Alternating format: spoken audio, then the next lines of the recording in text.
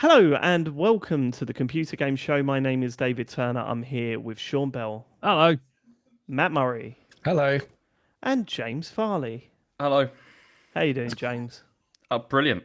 Really brilliant. The Patreon producers for this month are Aaron Patrick, the QuickBooks chap, Simon Nelson, Moomin Biscuit, Trans Rights to Human Rights, Dave Ernsberger, Colin Brown, Gasman, Rocketman76, Smooth Monkey, John Tempelli, Jackie Sniper, Sam Higton, Stan, Philip with an F, Cutty, Steve Lee, Jack Oven, Grey Dragon Claw, Colin the Car Wanker Smith, Lee Keybottom, My Dog Skip, Evil Mammal, Conky Donkers, Full Nails Conga, Laser Quest, 42 Sources, Span, Ramalaptar, and Fred Fenge. I do wonder if the Full Nails crew are happy with me weaponizing them against James Farley, but I'm sure we'll find out eventually. That's why they pay, isn't it? I think that's. They can we add that to the benefits used to cut out James Farley during intro. I think it's a great addition to the pod. I'll be honest with you. I think it's a great addition. What do you think, James? I don't think you're very nice. Patreon.com/TCGS. If you would like to support the show, we had a gaming stream. We had a gaming stream. I can't remember if I posted this. Did I post? Oh, you did. Yeah, you did. Oh, I cut up highlights of that gaming stream of James Farley falling down. Oh, did you? Did you post it in our group? You did, I yeah. post one in our No, I group. don't think I didn't see this. It's like a TikTok saying, it was someone going, hey, do you always play with that one guy who's really bad at games, but for some reason you still play with him? And as he was saying that, I was showing videos of James Farley just falling off a ledge on Heave-Ho constantly. There was reasons for that. Can I explain why that was, right? Yeah, please do. One of the reasons that happened, I mean, yeah, at that point I'd given up. And the reason I'd given up is the reason that had happened is because I was playing it in tabletop mode, so it was tiny. And Why often, were you doing whose fault was that? I'll tell you why I was doing it. I'll tell you why. So I tell you why. I tells you why. No, the reason I was doing that is because I wanted to use my proper mic for Discord because I wanted the sound quality to be good, and so I couldn't bring the mic to where the TV is and all that kind of stuff. So I was like, okay, I'll just play it in tabletop mode.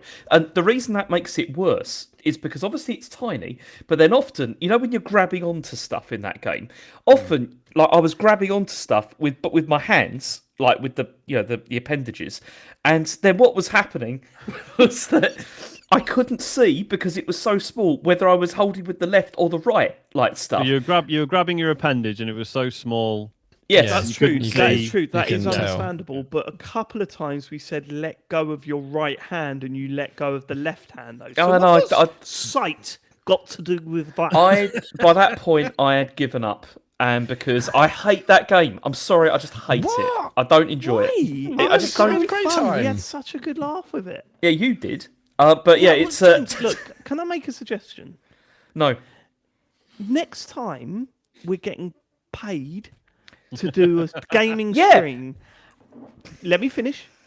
How about put your own personal grumpiness to one side for 1 hour a month, yeah, and get into the spirit of things. Look, How about that? I can't help it if I'm constantly being told I'm shit all the time and things are going You can wrong. help it. No, you can help it. You can help that. It was you can too literally small. help that by not being shit at It the was video too game. And when we small. say let go of the left hand, let go of the left one instead of the right one, The little then hands we were wouldn't too have been small. angry. The little hands were too small to see. I'm sorry. Write that one down, Matthew. Yeah. That's Even with the gloves on, classic. they were tiny. Anyway, if you want to see James Farley be terrible at Heave-Ho 2 and Matt Murray do legitimately the funniest thing I have ever seen him do, to the point where I couldn't end the stream because I was crying with laughter, then please sign up to patreon.com/TCGS. And while you're there, look forward to the bonus show, which will be coming out this week. We're recording it Wednesday. It'll be out by the end of the week. And it's a big show. It's a very big show because to get through. Sean Bell is going to reveal what his job was. We're all looking forward to that. You're finally going to find out that what that man resulted to to get some money. We're all looking forward to that, aren't we, Sean? Yep. A little plug here Resorted to. for I was going to say, but yeah. Yeah. a little plug here for Ian Lee's Imposter Syndrome. We've got some dates coming up. 30th of July, which is this Thursday, your last chance to get tickets for Free Sheets in Rochester.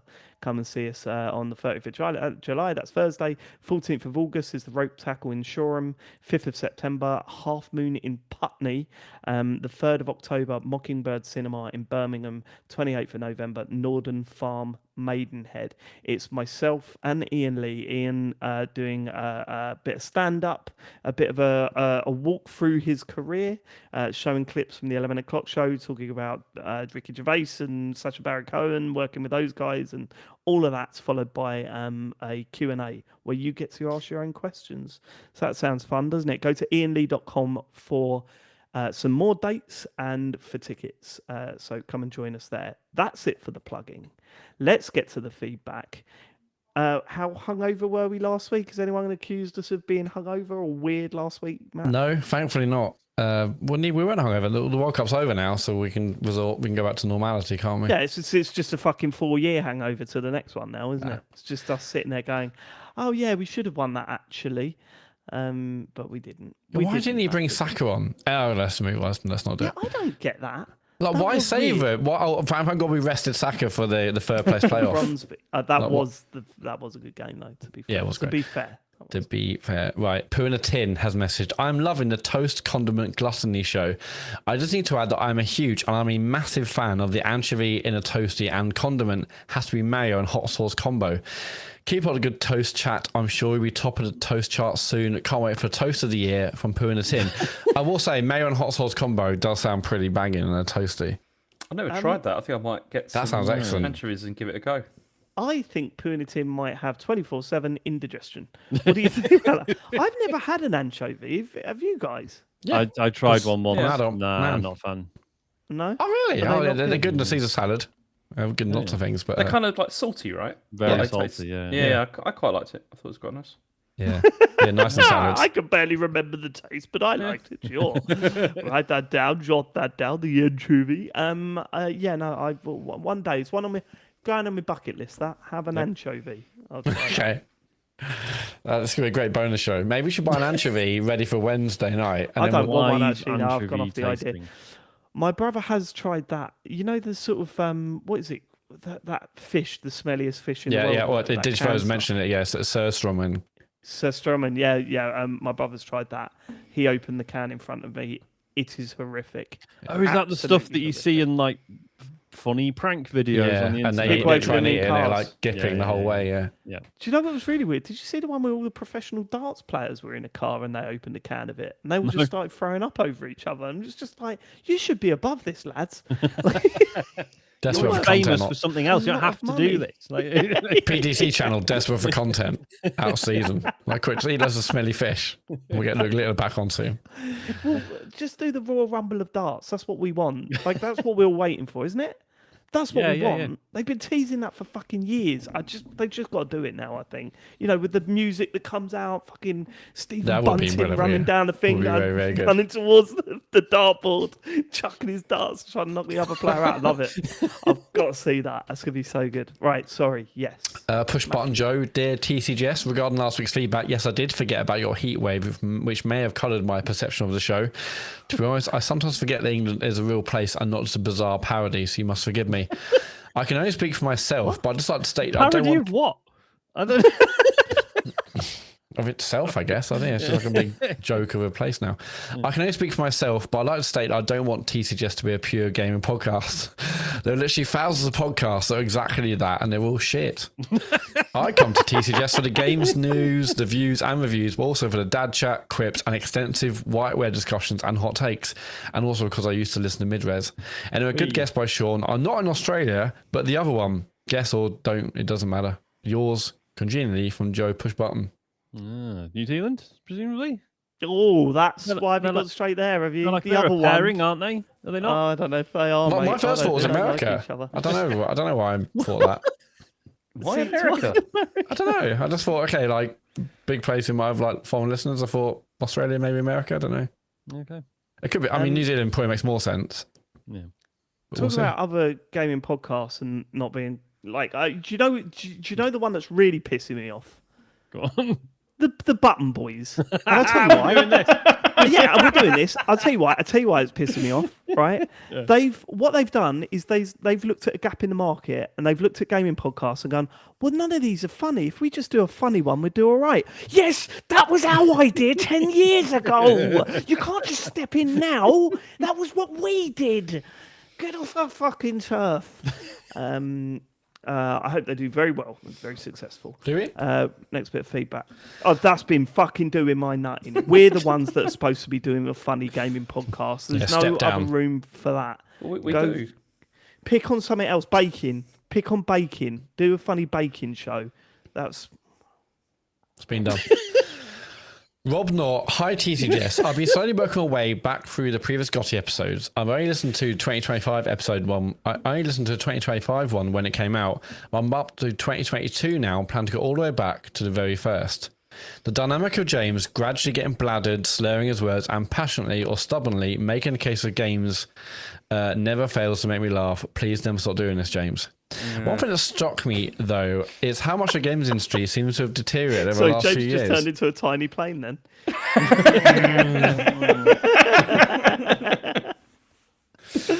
See, Button Boys, we do the funny, all right? Yeah. Yeah, Watch that's an and learn. example of the laughs we have around here. Yeah. Sorry, go on. One thing that's really struck me, though, however, is how much the games industry seems to have deteriorated over the last few years. Everything just feels so bleak. I completely agree with the sentiments you've shared recently about the constant stream of studios closing, layoffs, and talented people losing their jobs. I've only been gaming since I was about 5. I've been gaming since I was about 5. I'm 38 now. I've only been gaming since I was 5, so pretty new. I'm 38 now. But I was too cool for it back then. And it genuinely feels like we're heading towards a future where only a handful of large publishers are left buying up studios, using them and shutting them down. That said, I did recently read that in some cases, the developers being let go, the Black Flag remaster team, for example, were actually contractors brought in specifically to complete that project. So the end of development also marked the end of their contracts. Whether it's accurate or whether it's a healthy way for the industry to operate, I honestly don't know, but it did at least add a bit of context. Anyway, on a happier note... Sorry.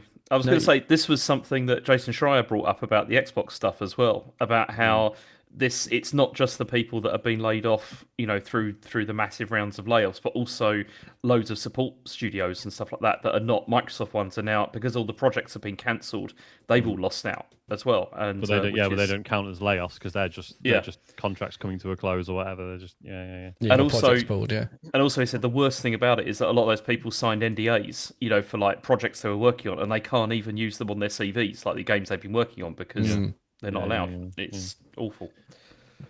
Yeah, Jason Schreier's videos, I'm sure we all watched them, but they are brilliant. they're good. Like, it's just like no bullshit, one take. It's just, I mean, I love time. Every time his videos comes out, they're always well worth watching. Like 20 minutes in and out. It's just, it's just good stuff. Anyway, Rob Knott, on a happier note, my wife and I are expecting our first child, and it's due this coming week. The computer game show has become my little bit of quiet time each week, and I fully intend to keep that way once life gets a bit more hectic.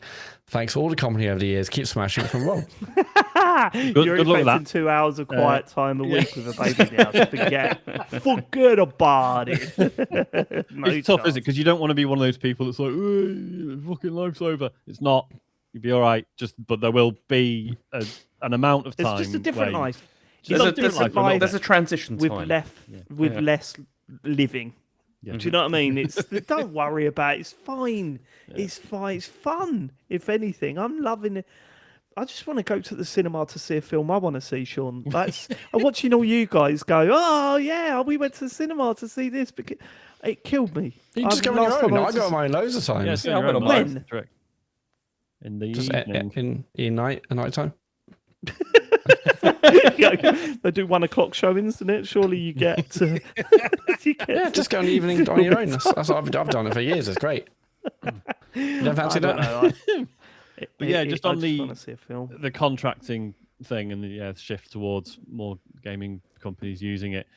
It's interesting because I've seen some people saying, the film industry, that's kind of how the film industry operates. It's like, but the film industry, for the most part, has a lot more protections, from unions and stuff. I'm not saying, still problems with the way the film industry works, obviously. But I feel like with gaming or game development, we're heading to sort of the worst of both worlds, where it's mainly contracting and there are no protections. Like I was listening to Kate Nash was on How Do You Cope podcast, very good podcast this week, and she was talking about like when she went from, she still does music, but she went from music into acting for a bit, and she's like, it was incredible because we'd be on set and someone would say, look, we're gonna have to do an extra 2 hours today, and everyone in that room knew exactly how much extra money they were getting because of the time went over, and everyone was like, all right, cool, this is. And she's like, and that felt amazing, but there's still loads of problems with the way film works, the film industry. But yeah, with games, it's like we're heading towards this contracting situation, and also with like no protections in terms of like stuff like overtime, bonus pay, stuff like that. It's grim.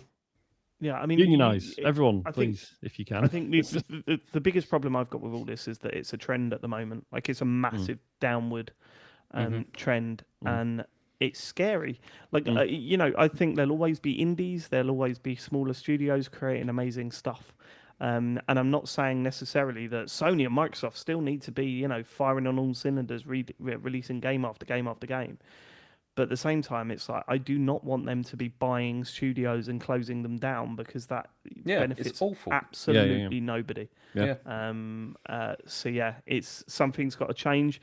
I hope it does, because I'll be honest with you, I'm getting so, and we've had feedback that we've not read out going, this is just, I'm fed up of all the depression on the show, and I've seen it said about us elsewhere and stuff. But we're reflecting what we feel about the industry at all times, good or bad, right? Like we're not going to go, hey, don't worry about that, guys. Look, I'm playing this. I don't want to be like that. We want to reflect that stuff. So I know we're talking about it quite a lot, but that's because a lot of it is happening at the moment. And exactly, and you can't, loving video games the way we do, you can't discuss them and ignore this stuff, because that's a disservice to all the people who have to fucking make the things. Exactly. Yeah, if we didn't talk about this stuff, it's like, always great games out, and not talk about all these thousands of people that have lost their jobs in the last 5 years. It's we're missing a bit. Sure. Okay. Billy A316, feedback on Mel's codex number on the Metal Gear box. I played this with a mate who had a pirated version. Thankfully, the copy did include both a front cover and back cover in the case. Unfortunately, it was printed out using printer from the mid-90s and was completely illegible. We can only get past that part once we managed to swap another friend for the real copy. Keep up the solid work. Another bit of feedback about a snake in the box. Great show as always. Just want to shout out the Mel's codec code can be viewed in the Metal Gear collection. You can view a scan of the manual, and in that section has a scan of the back of the box, but a Google search is quicker. Great to hear James is enjoying the collection. It's been heavily improved since launch and is now a great way to enjoy these games on modern hardware. Make sure to download the HD resolution pack for MGS3. It really helps the visual clarity. I did do that, and I've played and finished the game, so I'm going to talk about that later. So yeah, hey, smashing through these. Sean, did you go back and watch the clip of Solid Snake pleasuring himself? Oh no, I didn't. No, you posted it in the group, didn't you? No, it's awful because you were wrong. Yeah. You like, well, if I don't watch it, it never happened. I don't see it. I can't be proven. Well, it's probably fake. It's probably AI. In the HD collection, it had an achievement, and it said something like rubbing your Solid Snake or something, and I was like, well, it's not, I mean, it probably wasn't that, but it was something like that. I'll find out what it was. But I was like, yeah, no, it's not ambiguous at all. It's so funny. Okay. Just Shields, evening gents. I wanted to write in with a comment, not a complaint. One of the things I noticed is there is too few hours in a day and too many games with summer holidays, family, Man of the Nighting, etc. There have been a few releases I reckon are ideal TCGS fodder, even GOTY discussion level, that are not being discussed. Seeing as I'm a believer in spreading the word, here are three that I think you might like. Junkster is a Scottish-developed 3D puzzle platform with a building the level mechanic that feels really fresh and reminds me of Tinykin. So that's Junkster. Black Jacket is a narrative-led blackjack roguelike that has some cool narrative card-based story mechanics that is really good. Sounds like up James's street. Yeah, it's just my thing. And finally, Lunar Abyss, a first-person shooter mixed with bullet hell that has a batshit story and some really bad voice acting, but a killer difficulty curve. They're all on everything and included in Game Pass, and I reckon all three will tick your boxes in different ways. Or don't play them, hugs and kisses. Please don't fucking stop from just Shields. I watched Isaac play a bit of Junkster. It did look really good. Like when he says like the sort of building the level mechanics. So yeah, there's certain sections where you've got like these certain parts, and you can like add them to the level, to build platforms and stuff. But then there was one bit that I thought was really cool where like you get a mech and you can build stuff onto the mech, but then you have to pilot the mech sort of. So say there's like in the environment there's like a big gap that you need to cross, so you need to go to the mech, build bits on the mech that would allow you to get across, and then drive the mech to where the gap was, and then get out. And use that to, like there, stuff like that seemed really cool. So that's all well worth a look. Cool. Kurt Lewin, feedback. Quick correction to Dave from last episode where he was talking about the opportunity clubs provide to go and play on the pitch at the end of the season before it's relayed. This is I can't wait to read this because what could possibly be corrected here? Here we go. Another podcast I listen to, shout out to the best Derby County podcast, Steve Bloomer's Washing, had the Derby County groundsman on a Patreon episode who revealed the clubs don't relay the turf every season, not even the top clubs, as it's an incredibly expensive thing to do. Instead, they only relay the turf every 3 to 5 years at top club level, but can be as long as 10 to 12 years lower down the pyramid.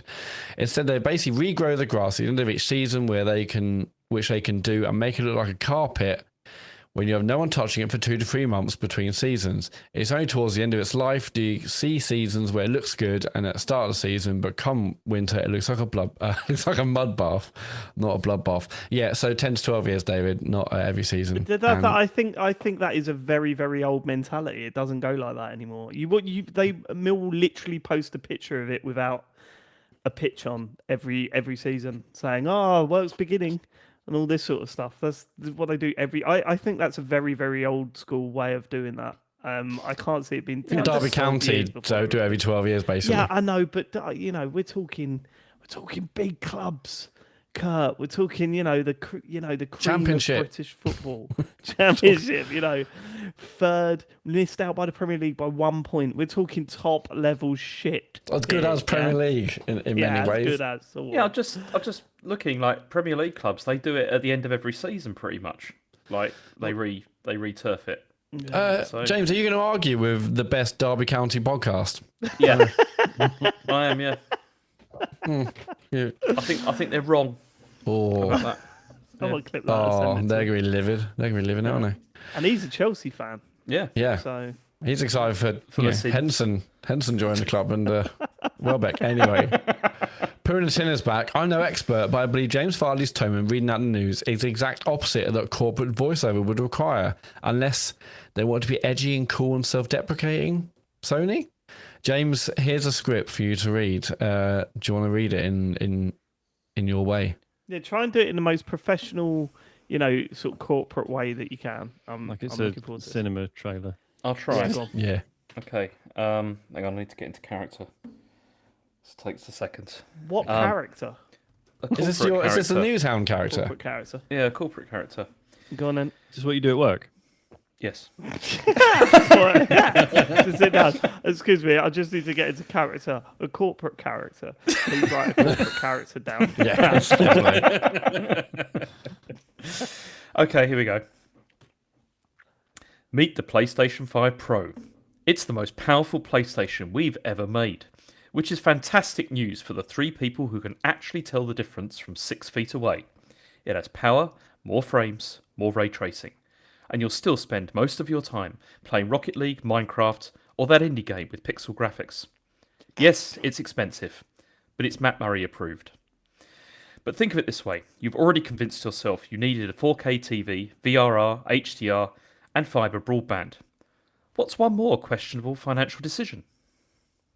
I don't really. Okay. I don't think you got it in you for that corporate. I think that's good. Now we need someone to take the audio and put it over I'm a hurt. muted I'm version hurt. of the PlayStation Pro advert. I'm hurt. You did that voice that was sort of like you wanted to be American but couldn't see it through. So it was like one of those things where you went a little bit.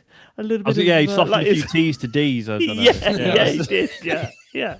And that, I don't know why that had to happen all the time. I tried my best. All right. I know. Just You giving you gave it your all.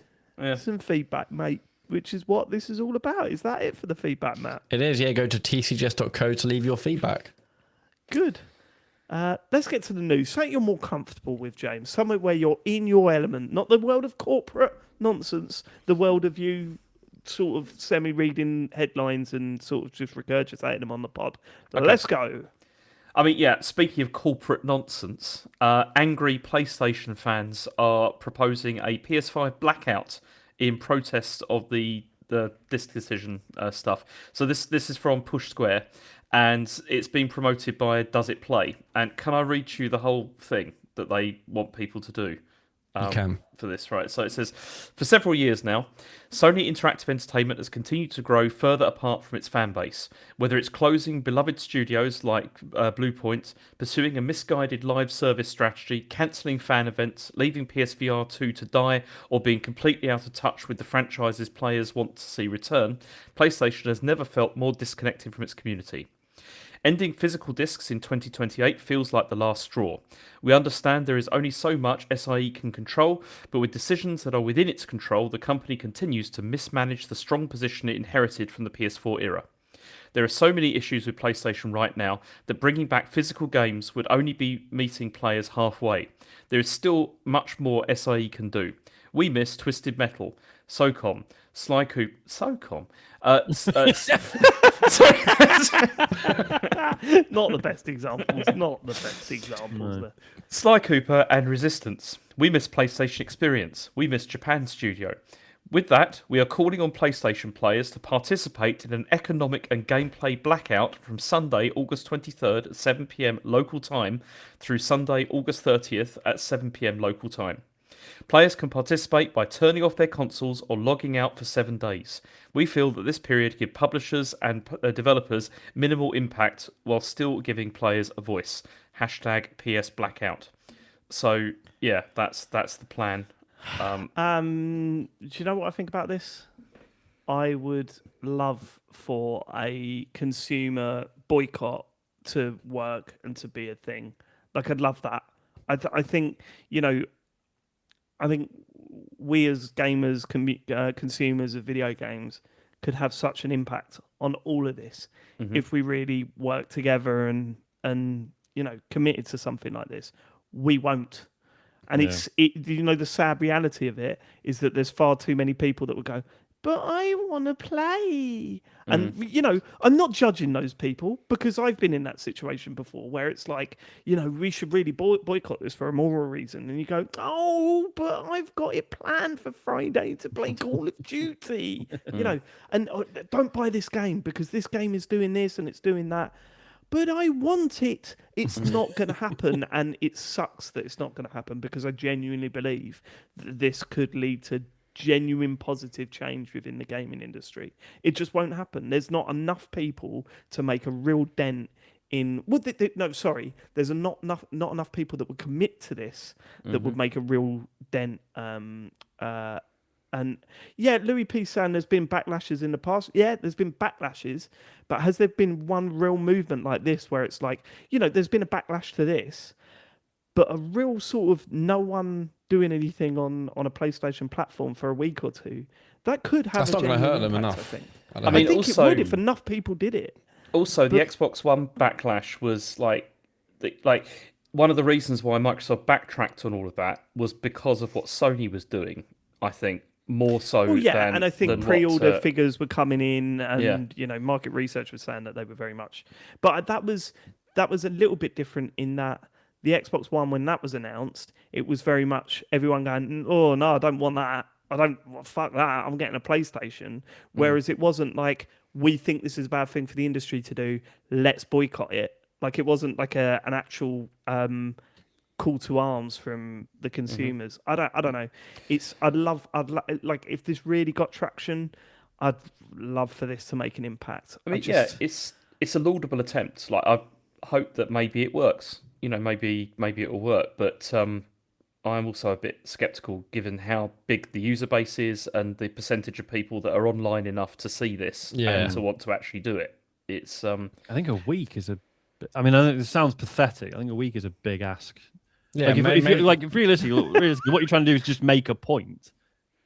Then a week, initially, a boycott of a weekend would be a demonstration. Yeah, here's how many something. Give a shit. Yeah. Sure, we could do rolling strikes. Off with starts off with the thing that worries me as well is that if this boycott does get some traction but doesn't see the results, is it going to be a situation where Sony go, Oh right, that really, not many people got on board with that. Then let's crack on with this Yeah, thing. really. Like, Well, I mean, this is it. 'Cause I think that's part of the problem unfair. is part of the problem is because we're some would say late generation, but I would say mid, probably the way things are currently looking.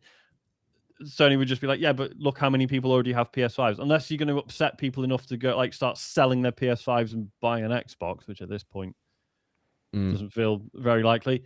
Because when everyone turned against Xbox, that was between the 360 and the Xbox One, right? It was like, here's all the plans for the Xbox One, and we all hated it.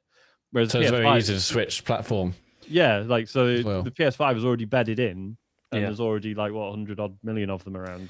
See, also part of the problem here is this is why there needs to be a viable alternative as well. Because the problem is that the next Xbox is not going to have a disk drive either. I was wondering about this. Would it be like a Microsoft PR move if they announced tomorrow, just to confirm everyone, next Xbox has got a disk drive? Matt, they can't even confirm if they're doing an Xbox.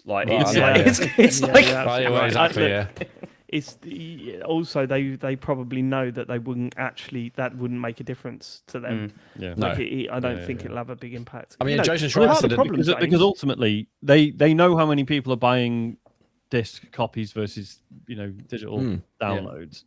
I don't think a numbers argument is never going to do the job, is it? It's the argument is a cultural one and a historical one. It's like I want to still be able to pull out my PS5 game collection in 20 years and be like, oh yeah, remember this, and put it in a console and play it.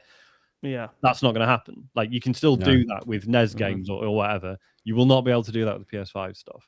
Obviously, hopefully, the majority of it will remain online in some way or another. But yeah, it's a cultural argument rather than a numbers. Does that work though? Because if you pull out a NES game, you need a NES to play it. So surely, if you pull out a PS5 game, you'd still need a PS5 to play. Well, it's more to servers and stuff, isn't it? Yeah, but that's what I'm saying. But if you or licenses expiring. I think. Look, I mean, part of the problem, James, is people like me going, well, it's not going to work, is it? And then when you go in with that attitude, it never will. So I don't. Yeah, true. I know the irony of what I'm doing here and what I'm saying. So I get that. I think. Do you know what's going to be fascinating is if these next consoles come out at close to £1,000, because if they do, I think that might be the limit. I think that might be when people go, do you know what? We all want the new console because we all want the new console. I'm not spending £1,000 on a console. It doesn't feel like a that'll be an mainstream easier way to say, right, it's time to fucking stop. See, also, surely these companies must see the fact that hardware sales are down massively since the price increases have come in, and the price increases aren't even close to 1,000 yet. Surely they must be looking at this and just thinking it would be insane at this point to release a console for that price. No one's going to buy it. It's ridiculous. Well, what I was thinking, so we our launch Switch finally broke this weekend. It finally got to the point where it wouldn't even boot up anymore. And I was sitting there going, what do I do if we've got the OLED as the backup? But what do I do if? Let's stop for a second. Sean has completely frozen on mine. Yes, he has on mine as well. Yeah, he's gone. He has frozen. Oh, I heard him say, "Oh." I can hear him. Oh, you can still hear me? I can hear you. Yeah, we can hear you. Oh, that's so right. So I can. So basically, my Chrome browser is frozen, but OBS is still fine. So I can still see you and hear you. That's weird. In OBS, but I've frozen on OBS. Just refresh Chrome. It's completely frozen. It's not responding. I think just carry on. It's weird that we can still hear you. Yeah. Okay. All right. It's kind of funny anyway because your face is really. Oh, there it is. You're back. You're back. Yeah. Hey. Powered by the power. Powered by Linux. Yeah. Okay. Right. So what was I just saying about your Switch? You said Yeah. Okay. Right. I'm with you. So it's okay because we've got the OLED as a backup. So what I did was I made that my second Switch because you can only pair two Switches, and then we just chucked the other one away, right? So that was fine. So they've got a Switch to play on. But if that one breaks, I'm thinking about it. I'm not spending that amount of money for a Switch 2 for them. I'll just get them a Switch again. There's Get, not enough. get a Switch Lite or something. Yeah, I'll know. get a Switch Lite, which is like 190 quid or whatever. Yeah. You can get And Switch Lites very cheap now. I think I'm sure I've seen like second-hand ones for like 90 quid or something. Yeah, but even like it's you look at it and you go, there's no way I'm getting the next console. It's too expensive just to have. Like, for example, Harry's only got a Series S in his room, and that was because it was 199 quid when we bought it a few years back. There is no way that if that breaks, I'm going, right, now let me spend £550 on a replacement console. Like, that's just not viable for us. Like, it's not what we should be doing. So, there's a reckoning coming with console prices, I think, and eventually it's really, really going to harm them. And as you say, if sales are down already, then we're already seeing the start of it, right? And the reason that the console market was like viable was because it was for people that wanted machines that were not going to cost like an absolute fortune, where you could have a pretty good experience on it. Like, you obviously on PC you can have like the best experience if you spend a lot of money, or okay, let's backtrack that. If you spend some money and you know what you're doing, then you can build a PC and you can have like a good experience on that. Wow, that was fucking No, because I know what's going to happen. As soon as I say you have to spend a lot of money, people are like, well, no, I built self-built something for £200. He still hasn't realised it, Sean. He's What? still not realised it. I don't think Matt's realised it. No, either. I realised it. I You didn't have take it that basically way. thrown several haymakers at Matt Murray while he was just sitting there minding his own business.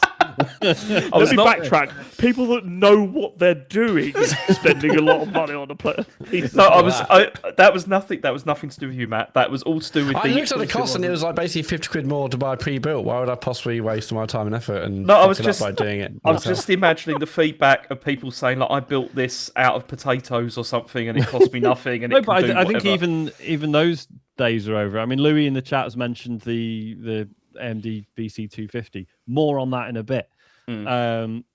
That is an option, but it's also a fucking pain in the ass. Like, it's really the days of like, oh, but if you get secondhand parts off eBay and do this, that, and the other, you can build really good gaming PC for like 400 quid.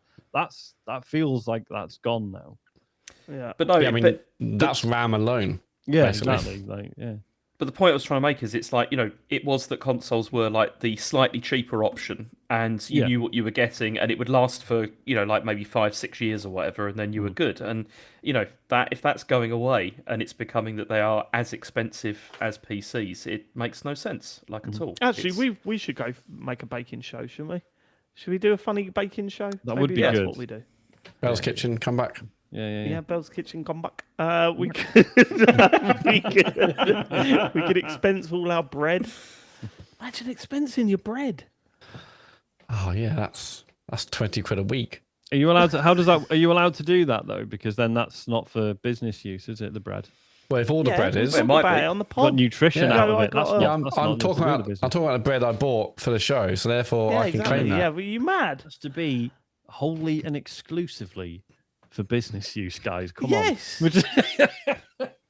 Fuck it, I'll have a sandwich on the pod. What about that? Yeah. What about that? I'm gonna HMRC? buy a house and What say, about look, that I've just moved house, therefore it's content. Claim that.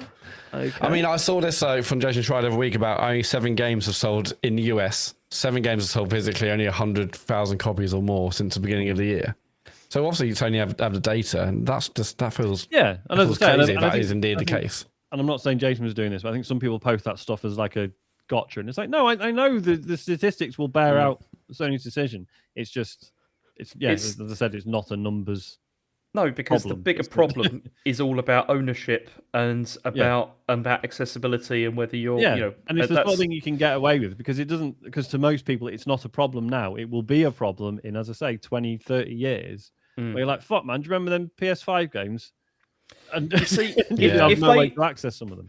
if they'd have come out and said, yeah, we're not doing disc production anymore, but we're adding like these features or whatever to like digital, so that you have greater control over your content, all that kind of stuff, I think people would have been happier about it. Well, not happy, but it would have gone down better. Do you think they will as like a middle ground to try and? I don't think stave Sony off seems to anything? care. I don't think they don't care. Because the good thing about It's- this is, it's- like whether this boycott does anything or not, the important thing is that it keeps it in it keeps people talking about it.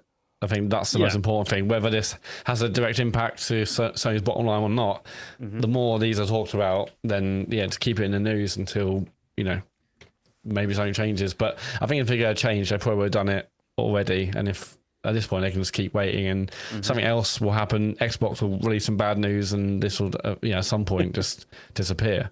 And then Sony looked at the fact that Nintendo basically got away with not doing the same thing. But, the key cards. Yeah, the key cards. It's a boxed copy, but there's nothing actually on the card other than a license. Obviously people did complain about that, but ultimately it hasn't changed anything. Also, I mean, people are loving the game key cards now after this. They're just like, it's not a bad solution actually. To this. It's just, but yeah. Okay, next story. This is a happy story. Xbox Backward Compatibility is launching on PC, and there are 4 Xbox games that are playable now. This is from VGC, and these games will all work on the ROG Xbox Ally as well as on PC. They've launched Blinks the Time Sweeper, Conquer Live and Reloaded. That's not a bad one. Stop doing that face, David. It is kind of a bit of a piss take, isn't it? Blinks the Time Sweeper, one of 4, quarter of the backwards compatible library. 25%. Yeah. Didn't you say that recently, James? I did. It was absolutely dreadful. I thought it was terrible. And I know it's going to annoy Ben in the chat, but it's a bad game. And then also Crimson Skies, High Road to Revenge, which I've heard is actually very good. Yeah. And Fusion Frenzy. Here we go. Classic games that we got there. So all of the games can be bought, but they're also on Game Pass as well. They're going to add achievements later to these as well. This seems to be, obviously this is part of the process, isn't it, of like bringing the Xbox catalog probably to PC as well. It's so funny that achievements aren't in now. Like I would say they've clearly rushed this out to have some good news. Yep, absolutely. Good Xbox news, because why wouldn't they launch with achievements? It feels mad. Like that's such a big part of the Xbox ecosystem. So they're like, quick, just get anything out now. I don't care how long we'll sort out achievements later. Okay, you're gonna get angry with me about this, but I wonder whether this is part of the plan to exit hardware. Honestly. Of like being able to say we're not going to do like Xbox hardware anymore, but you can still play all your games on PC. Well, because we talked about this before, haven't we? That we were saying like the rumblings that the next Xbox may just be a PC with a an Xbox forward sort of version of Windows or whatever. And it's like, well, there will be Xbox Series games that will need to be emulated. Presumably, they'll need to be an emulator. So apparently, on a technical level, this is fascinating because it's not. Because people initially it was like, oh, are these like sort of handmade ports, or are they are they running through emulation? So apparently, this is the basically. So it's original Xbox emulation inside the Xbox 360 emulation inside the Xbox One emulation. It's Inception. Yeah, basically. It's a game within a game within a game. I love it. Yeah, so this is an Xbox One emulator running a 360, running an original Xbox. I love it if you have to load up the Xbox 360 dashboard just to get to the Xbox dashboard, just to get to this. Yeah, if it had all the various startups. Yeah. So bearing all that in mind, it's kind of fascinating that it works at all. Never mind as well as it apparently does with extra VSync support and texture filtering, etc. But then how much more of this stuff are we going to see now that they got rid of the guy? I've frozen again, haven't I? Yes. Yeah. Just I don't know what's going on. Linux piece of shit apparently. Apparently. Yeah, obviously was it just the guy who was heading this stuff up, or the entire team has been let go? It was that guy. He's gone. I've forgotten his name. Right, he was supposed to be for platform and all that kind of stuff. Yeah. So how much more of this kind of thing we'll see, I don't know. But... Do you know what's pissed me off the most about this announcement? Blinks. The official graphics that they put out, that Microsoft put out to promote this. They changed the box art of most of the games they're showing. Yeah. They dropped the what was it, available on live or whatever it says, that online enable. Yeah. Oh yeah. The orange band and the only on Xbox stamp. They removed all that. Some of us want a bit of nostalgia with our nostalgia, yeah? Microsoft, don't fucking drop that. James, that was it online enabled logo thing. Yeah. It's like I used to love that. Yeah, We it used was to- when that they orange launched it- orange yeah, bit, that wasn't it? orange Yeah. bar in Yeah. the middle, and you were like, "Oh my god, the next online game is coming out!" Yeah. Can you believe that, kids? That's what we were saying to each other back then. Oh my god, there's another online game, James. Are you Yeah. getting that one? Of course I am. The good old days. Yeah. But no, it's good that at least they're doing this. But I think you're right, Matt. This has definitely been put out as here's some good news. Like at the moment, you know, Quick, yeah. The thing is, I can't get a read on what the fuck they're doing these days. Anyway, I don't know what direction they're going in. There just seems to be scattergunning everything. I still don't know who's going to win this bet between you and Matt. I think there's just as much chance as either one of us winning it or them leaving hardware entirely at this rate. yeah. Yeah. And then the bet's off, isn't it? If they don't release anything, I think we agreed that. Right. Next story, another Xbox story because they're firing them out every week. Yeah, there's more. I mean, it'd be good if they talked a bit less, honestly. I think, and kept stopped revealing stuff. But anyway, they've started testing the option to stream games for free. With ads at the start. So again, this is from VGC. So Xbox insiders you're going to be able to test an ad-supported way to stream games for a limited time. So ads will play before the game sessions start, but not during gameplay. And this is to ensure what they're calling the core game experience is unchanged. And it says sessions will be limited to 1 hour in length. Do you want to hear their rules for adverts? Well, before we do that, there's a few details that I think are very important because I don't know this story, so I wonder if you know them. When they're saying you can stream for free, they don't mean you can stream games for free, right? No, they're your saying games that you own. The games that you own, you can stream those for free. Yeah. Okay, well, no then. No, but all you've got to do is watch this advert. No then, because I bought the fucking game. Like, I don't want to do that. I mean, this is something which actually angers me quite a lot, and it's the thing. It is the Microsoft thing of like having to cram ads into everything all the time, and it fucking sucks. And it's something which I don't agree with at all in terms of it being like, because I don't think they have to do this to make ends meet or anything like that. This is a Microsoft thing. They love putting ads in stuff, and it ruins the experience like completely. It's one of the reasons why I've always like for example, I know the Switch interface is really basic, but I like the fact that you can just switch it on and your games are all just there. And I know there's like a little sidebar thing which has got like games that are coming out and stuff, but it hasn't got like ads for like other stuff, like things that are not related or whatever. And I think, as you said, David, after I've paid for something, I want to just be able to use it. I don't. Yeah, the problem is that's been a failed. That's been a foul. When it comes to streaming, it is nuts now how everything you pay for on a monthly basis has fucking adverts on. I know, it. but Like, again, it's the enshittification, as they say, of this, of just gradually playing devil's advocate. Like even if it's a game you own, for the time that you're streaming it, you are effectively renting an Xbox or something in a server farm somewhere, and there's a cost to that. So, yeah, kind of. But I but thought yeah, I I could do was this just saying, already James, for free. It's just I hate this constant creep towards. Hey, we know everything's too expensive. Here's more fucking ads. Yeah, I'm have sick this of it, then. man. Otherwise, it'll get more expensive. Eh? Yeah. I mean, like, here's the advert rules that they've got. So they said we start with the player. Ads should create value. I mean, ads only create value for Microsoft and for the people that are advertising. They don't create value for people at all. We do not interrupt the flow of gameplay. We hold ads to the same quality bar as our content. I mean, that's fucking What does that mean? Yeah. We're clear about what's advertising. We make sure ads fit what players expect on each platform. I mean, I expect not to have adverts, honestly, but it's like, it annoys me.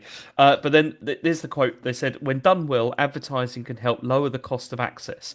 It creates another way for players to get into games without an upfront streaming purchase and expand audiences through new ways to play.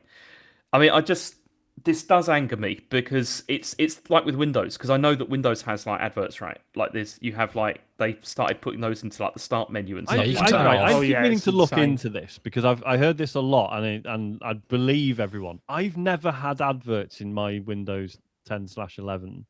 Oh, And I don't know why not. I open up. You can turn it off, My like- notifications, all that stuff is ran with ads. Yeah. Yeah. James, I'm interested though. Mm-hmm. So you love the PlayStation Portal as much as I do. Yeah. It's annoying that you have to pay £15 a month to use it, right? Yes. If not forgetting remote play. If you're playing it through cloud streaming, If you're playing it through cloud streaming, you need PlayStation Plus Premium, which is £15 a month. If they offered an option where you could play the games that you own on your PlayStation Portal without paying £15 a month, and you just watch an advert before the thing, would that be something you'd be interested in?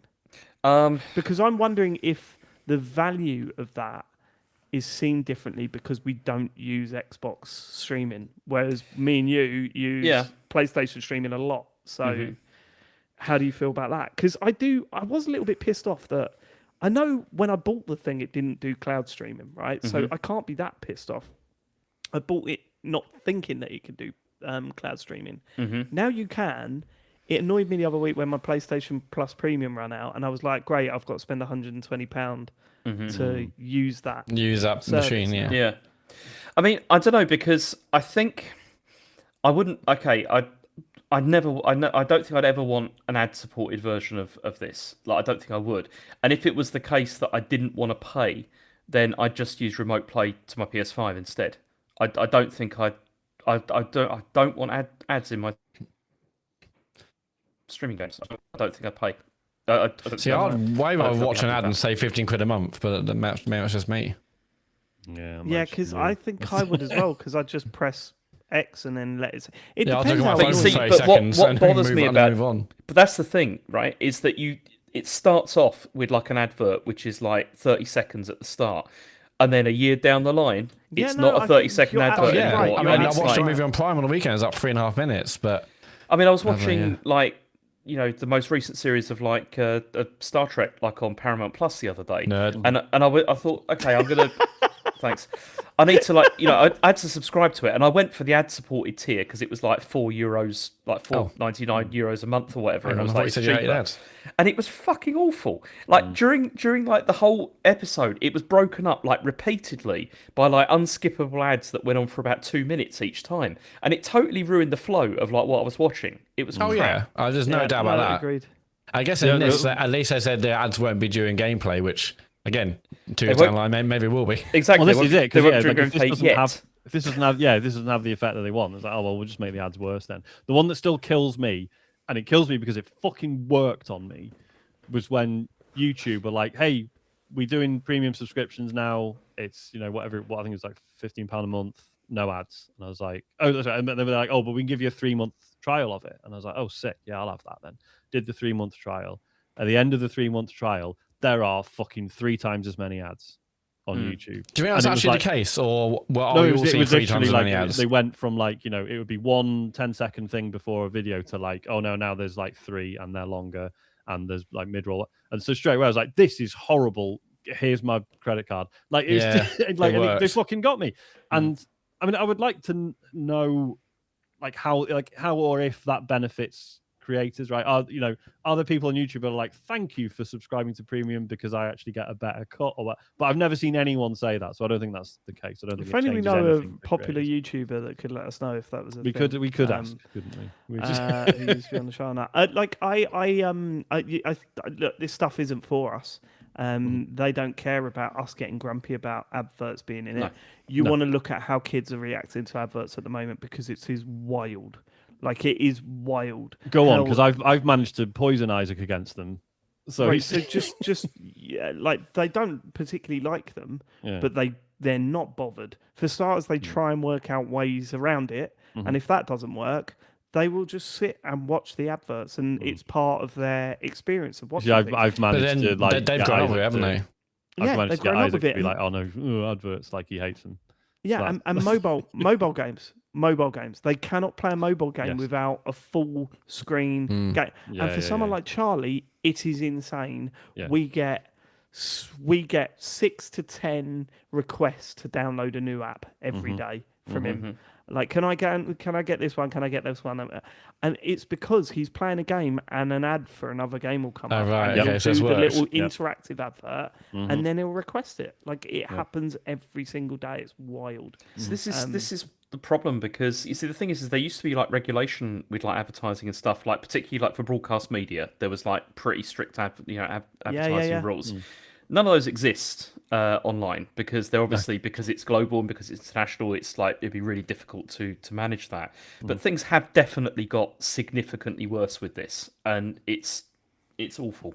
Well, this is because this is what's World Cup, interesting. innit, It's mate? like, you know, I'm saying I'm sort of pleased that I've managed to make Isaac really cynical about adverts, but then he'll be like, "Oh, like, can I have this game on my tablet or whatever?" I'm like, "Right, what is it? Where did you hear about it?" "Oh, I saw a YouTuber playing it." And it's like, yeah, that YouTuber was paid money to tell you it's really good. Like, Yeah, but you know what they say, Sean? Like, eventually, you know, you try and say to your kids, this is bad, and they'll rebel against it. Yeah, and when yeah, he's yeah. 18, he's going to be like, fucking feed me adverts. You'll be opening the room, like the room like that, and he'll be not skipping the YouTube ad. And you'll be like, what are you doing? No, sorry, I hit skip. Sorry, Dad. I love this one. I just want to play He's King Shot. He's downloading the games for the ads. And then Sean will be like, right, that's it. You're going to watch 50 ads back to back until you're sick. And he's addicted, and guess what? Didn't Okay. that last bit. Final story. This. Yeah. We were doing so well. We're doing Were so we? well. We were going know through if the we news, were. and it was all fine. And then that happened. Yeah, we were doing so well. Sean's freezing every fucking 5 minutes. Matt dropped off yeah, the call for a I was bit. thinking I should take off. don't know. So for the people listening to the podcast, as a joke last week, I added a, brought to you by Linux Mint thing on the stream. Which he's last week deleted was that. funny because, hey, the stream's working finally. And now it's like, oh, I'm going to fucking leave it up because it's going wrong every 5 minutes. That might be the one thing. That's the irony of having that up when we've just been talking about full stab for advertising. Okay, last story. This is about Splatoon Raiders, because we're going to talk about it, and I thought this was quite an interesting story. Fucking hell! It's supposed to be seamless. You're not supposed to go. He We're wants going everyone to know here's a how new clever he is. Story about Splatoon Raiders because it's a clever link to the next bit. Because we were going to talk about it. Whatever. Okay. But we can just talk about it. We don't have to. Yeah, yeah. Unbelievable. Okay, you're right. Okay, but it's Holy What you shit! need to do is go, right, guys, so what I've done here Shout. no, because it's a bit of a nothing story. But anyway, All right. so Don't read it out then. Yeah, so one thing or the other. Which one is it? Nothing story, or is it a great segue? it's both, Matt. It's a crap story, but it's so well placed. Anyway, this is nothing story. We really want to quote for this nothing story as well. I've got a long quote for it as well. Splatoon Raiders was going to be a tower defense game, but then it lost Thank its God it wasn't. Splatoonness. Right. Yeah. Jesus, what a terrible idea! Who come up with that idea? Well, I mean, No, do you I want can to see it hear the quote working. Yeah, go from on. the? So this is from VGC, Sean. and from an interview with the team, and they said we created a prototype where you place lots of traps and deal with waves of incoming salmonids. However, the more we explored, the more it felt like you were just building a fortress with lots of traps and then watching it play out. Because that's what we were building on.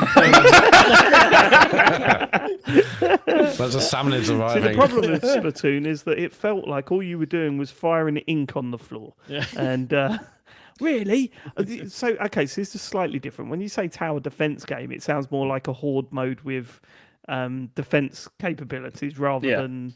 Which actually isn't that far away from what came Yeah, out. it's not many miles away You from that. just Is it? can't build walls.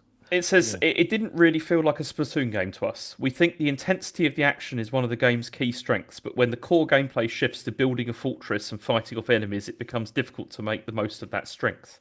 So then that's why the focus became on like instead like giving the player like lots of different tools that you could then set up and all that kind of thing, rather than but you're actually doing it rather than just like it being like an overview. I Of guess what's going on. maybe it felt a bit hands off. Yeah. Maybe that was the problem. But Yeah, but there you go.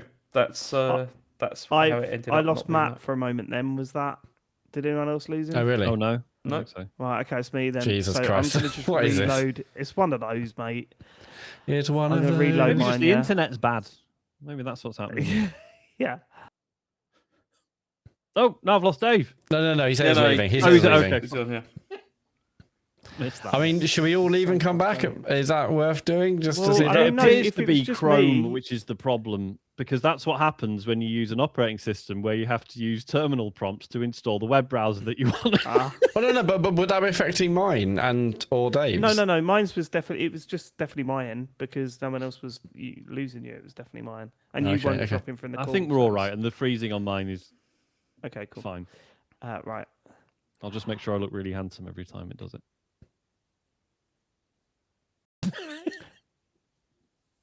Okay, should we get to what you've been playing then, James? Yes, let's do that.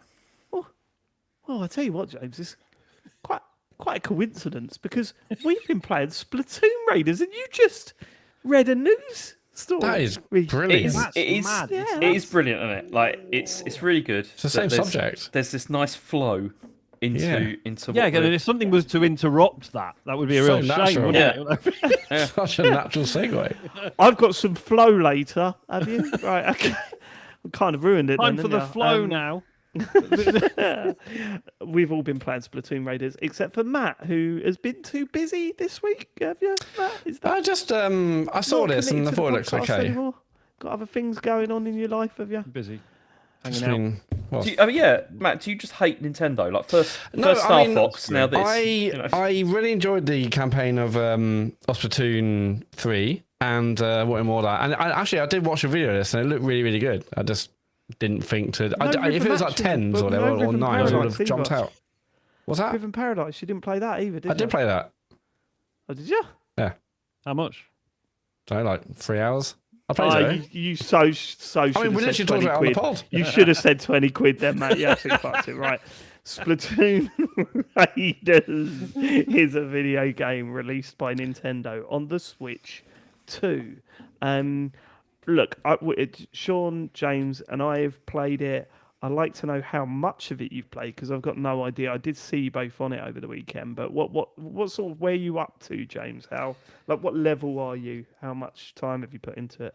I've played quite a lot of this over the weekend because I've been playing it with Asher. I'm level 25, and Bloody hell. I am level 30. Bloody hell. fucking hell. I haven't got a job, Dave. I'm level 28 and I've got a job.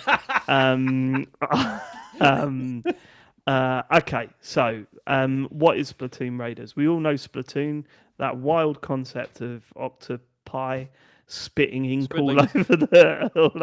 Oh, there's Squid squid, ink. aren't they? Well, Yeah, sorry about that. there's both now. There's squidlings and octolings. It's very complicated. Oh, we don't need to get into the law. No, we don't. It's funny. I've got a weird relationship with Splatoon. I think the concept of the game is fantastic. I really, really liked the second one. The second one's my favourite, the three of them. I've never really got into single player stuff, but I did quite like the Horde mode, which this is sort of the DNA stems from. That is Yeah. what did they call it? Salmon Run. Salmon run. Where I thought the enemies were interesting. I thought the whole concept was pretty cool. They were these very sort of small levels where it was hordes and hordes of these enemies coming at you, and you used to play in co-op, and it wasn't too much to it, but just a good way to sort of break up the normal multiplayer team game. So it gave you a little bit more to the package. This sort of stems from that. It's a bit of a spin-off. It hasn't got your classic Splatoon multiplayer where you're taking over as much map with your own ink as possible. It's not got any of that. It has got co-op. However, I haven't tried it. I don't know if you've been playing in co-op, Sean, have you? No, I haven't. No. Just single player, yeah. But you've been playing in co-op, have you, James? I've been playing. Well, I wouldn't say mostly in co-op, but yeah, a lot. I've played it a lot Right. in co-op. And the idea is that you and your Merry Crew have I don't really follow the thing, because the one thing that I don't like about Splatoon is the jibber jabber around it. I really cannot stand the chat. Like, I've never have. The first time you log into a Splatoon 2 or 3, there's the two DJs that come up and say wacky things, and the first time you do it, you're like, this is kooky. And then the 14th time you do it, you want to just go, you're just hammering the skip button to try and get through it. And I don't think it's even that like the writing is bad or anything. Like, mostly it's pretty lively. There's it's like it's funny, but in the sort of, you might exhale out of your nose a bit. That's sort of funny. It's like, but there's just so much of it, and it's so unnecessary at times. Like, because I streamed like the first sort of hour and a half of this, and obviously that's when they're doing most of the exposition and stuff. And I'm just like, I just want to get a feel for the loop, and it just wasn't letting me. It's just constant sort of roadblocks. But that does come eventually. But yeah, certainly initially there's a lot of dialogue to sift through. But I appreciate the style. I appreciate what they're going for. I think one of the most underrated aspects of, and probably not underrated actually, people do love it. But one of the things I loved about the Splatoon games is like the fashion, and the fact that you actually unlocking shirts and trousers and shoes and stuff was fucking cool. I'll say this straight up: it's really disappointing that none of that is really in this game. You get preset outfits, costumes. So all the costumes are not as interesting as they were in the previous Splatoon games. James, I want to hear what you think.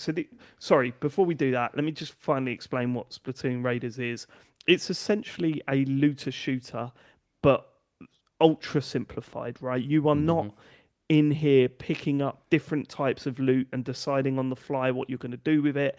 You are essentially unlocking stuff as you go for a single player campaign in very short levels. Some of them there are different types of levels. There are levels where you've got to unlock beacons. There are levels where you've got to it is a horde mode where you're in a very, very small area with loads of enemies being chucked at you, and you've got to try and clear that area to move down within a time limit. There are ones that are based around certain pickups that you get, gadgets. We'll go into gadgets later, but they're solely based around teaching you how to use these gadgets and introducing you to gadgets that you may not have used in your current run. And essentially, it's about completing a level. The loop is you complete a level, you get loot out of it, and it lets you tinker with things from there. So be that a more powerful gun, or an upgrade to your character itself, or gadgets and components that you can use to tweak your gadgets. It's got really cool sort of tinkering system where you can add damage buffs, and but that you only allowed a certain amount of those things. It's like a gauge bar, and you can't go any further than the limit. But the more you upgrade, the more slots it gives to so that you can put these little things into your gadget that gives them more buffs. It's I'm fascinated to hear how you've reacted to it, James. What do you think? You see, I've never really been a massive fan of like looter shooters at all, and I've tried like a couple of them, and I always kind of get bogged down with them. But I absolutely love this, like absolutely love it. And it's like I spent most of the weekend, as I said, playing it with Asher, which was brilliant because he's currently in the UK, I'm in Germany, and we were just playing it like online like the whole time. And it was fantastic. And one of the things that I like about it, and the reason for me it works so well, is partly because it's simplified, obviously, so that there's not like it's not like Art Raiders where it's like there just seems to be a million things that you've got to do in that game. And I know that's part of the draw, and that's why people get into it and everything. But I came to it late. Without wanting to sound like a dick, you're totally wrong about it. Like Art Raiders is very, very clear. Like it's really overbearing when you first look at it, but there's not genuinely, it's only about a level or two above this.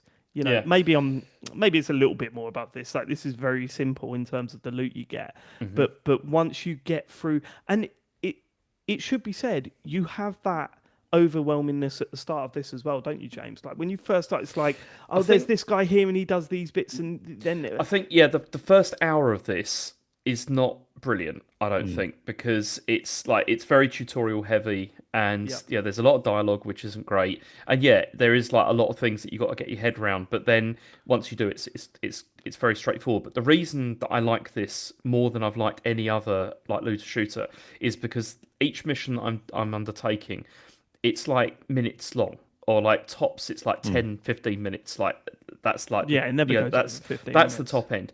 And then also it's the fact that I'm going into this and I know exactly what I'm doing, and I'm just fighting, and I'm just getting, and every time that I finish something, I feel like I've got something out of this, like demonstrably, like there's new stuff which I can break down, or there's there's like new abilities that I've gained and everything. And that's why I really like it. It's because of the fact that the loop is so short, like each time, that there's this constant. I like Saturday, I played it like the whole morning. I sat there and I looked at the time and I was like, wow, the time's just like completely flown. And it was because it was really that, like, just a bit more. I just want to do another one. I'll do another one, because the commitment each time is not like ridiculously long. And it's interesting that you mentioned Art Raiders, because for me the game that this is not is Destiny. Do you know what I mean? Because it's like you say, yes, it's a looter shooter, but it's there's no sense of like, oh, this wants to take over my fucking life. Like it's got that compelling loop, but I know there's going to be an end. Yeah, and I will walk away from it, and that's fine. Like, I mean, maybe there is like high end, like end game content. I don't know, but yeah, it's really refreshing to have something like this that I know isn't going to go on forever and ever and ever. And if I stop playing it, I'm part of a fucking statistic on a spreadsheet going, oh no, we lost X number of players, we need to get them back. Like, it just is what it is, and that's it, and that's fine. See, I also really like the variety of missions. I'm reasonably happy with. I mean, there's not that many different types, but I like the compasses. Like being, because so as you're playing, you often like pick up like these compasses, which then give you other locations that you can then like try and explore, which then teach you how like the weapons work. Basically, like that's the purpose of them. And some of them are like pretty nice challenges. They're pretty good to go through. Yeah.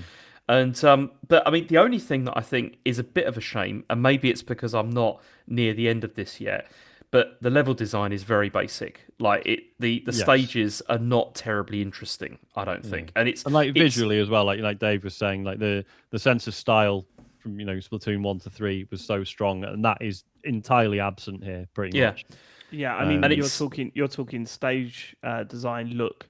Yeah, you're talking, the fashion, but also the music, man. Because I love the fact, in Splatoon, the fact that the soundtrack is comprised of like, yes, it's a number of songs, but it's like, right, we're going to create like 4 bands, right, and each of those bands will do 2 or 3 songs, and you can tell, right, it's like, oh yeah, this is clearly like a front row song, or this is whatever.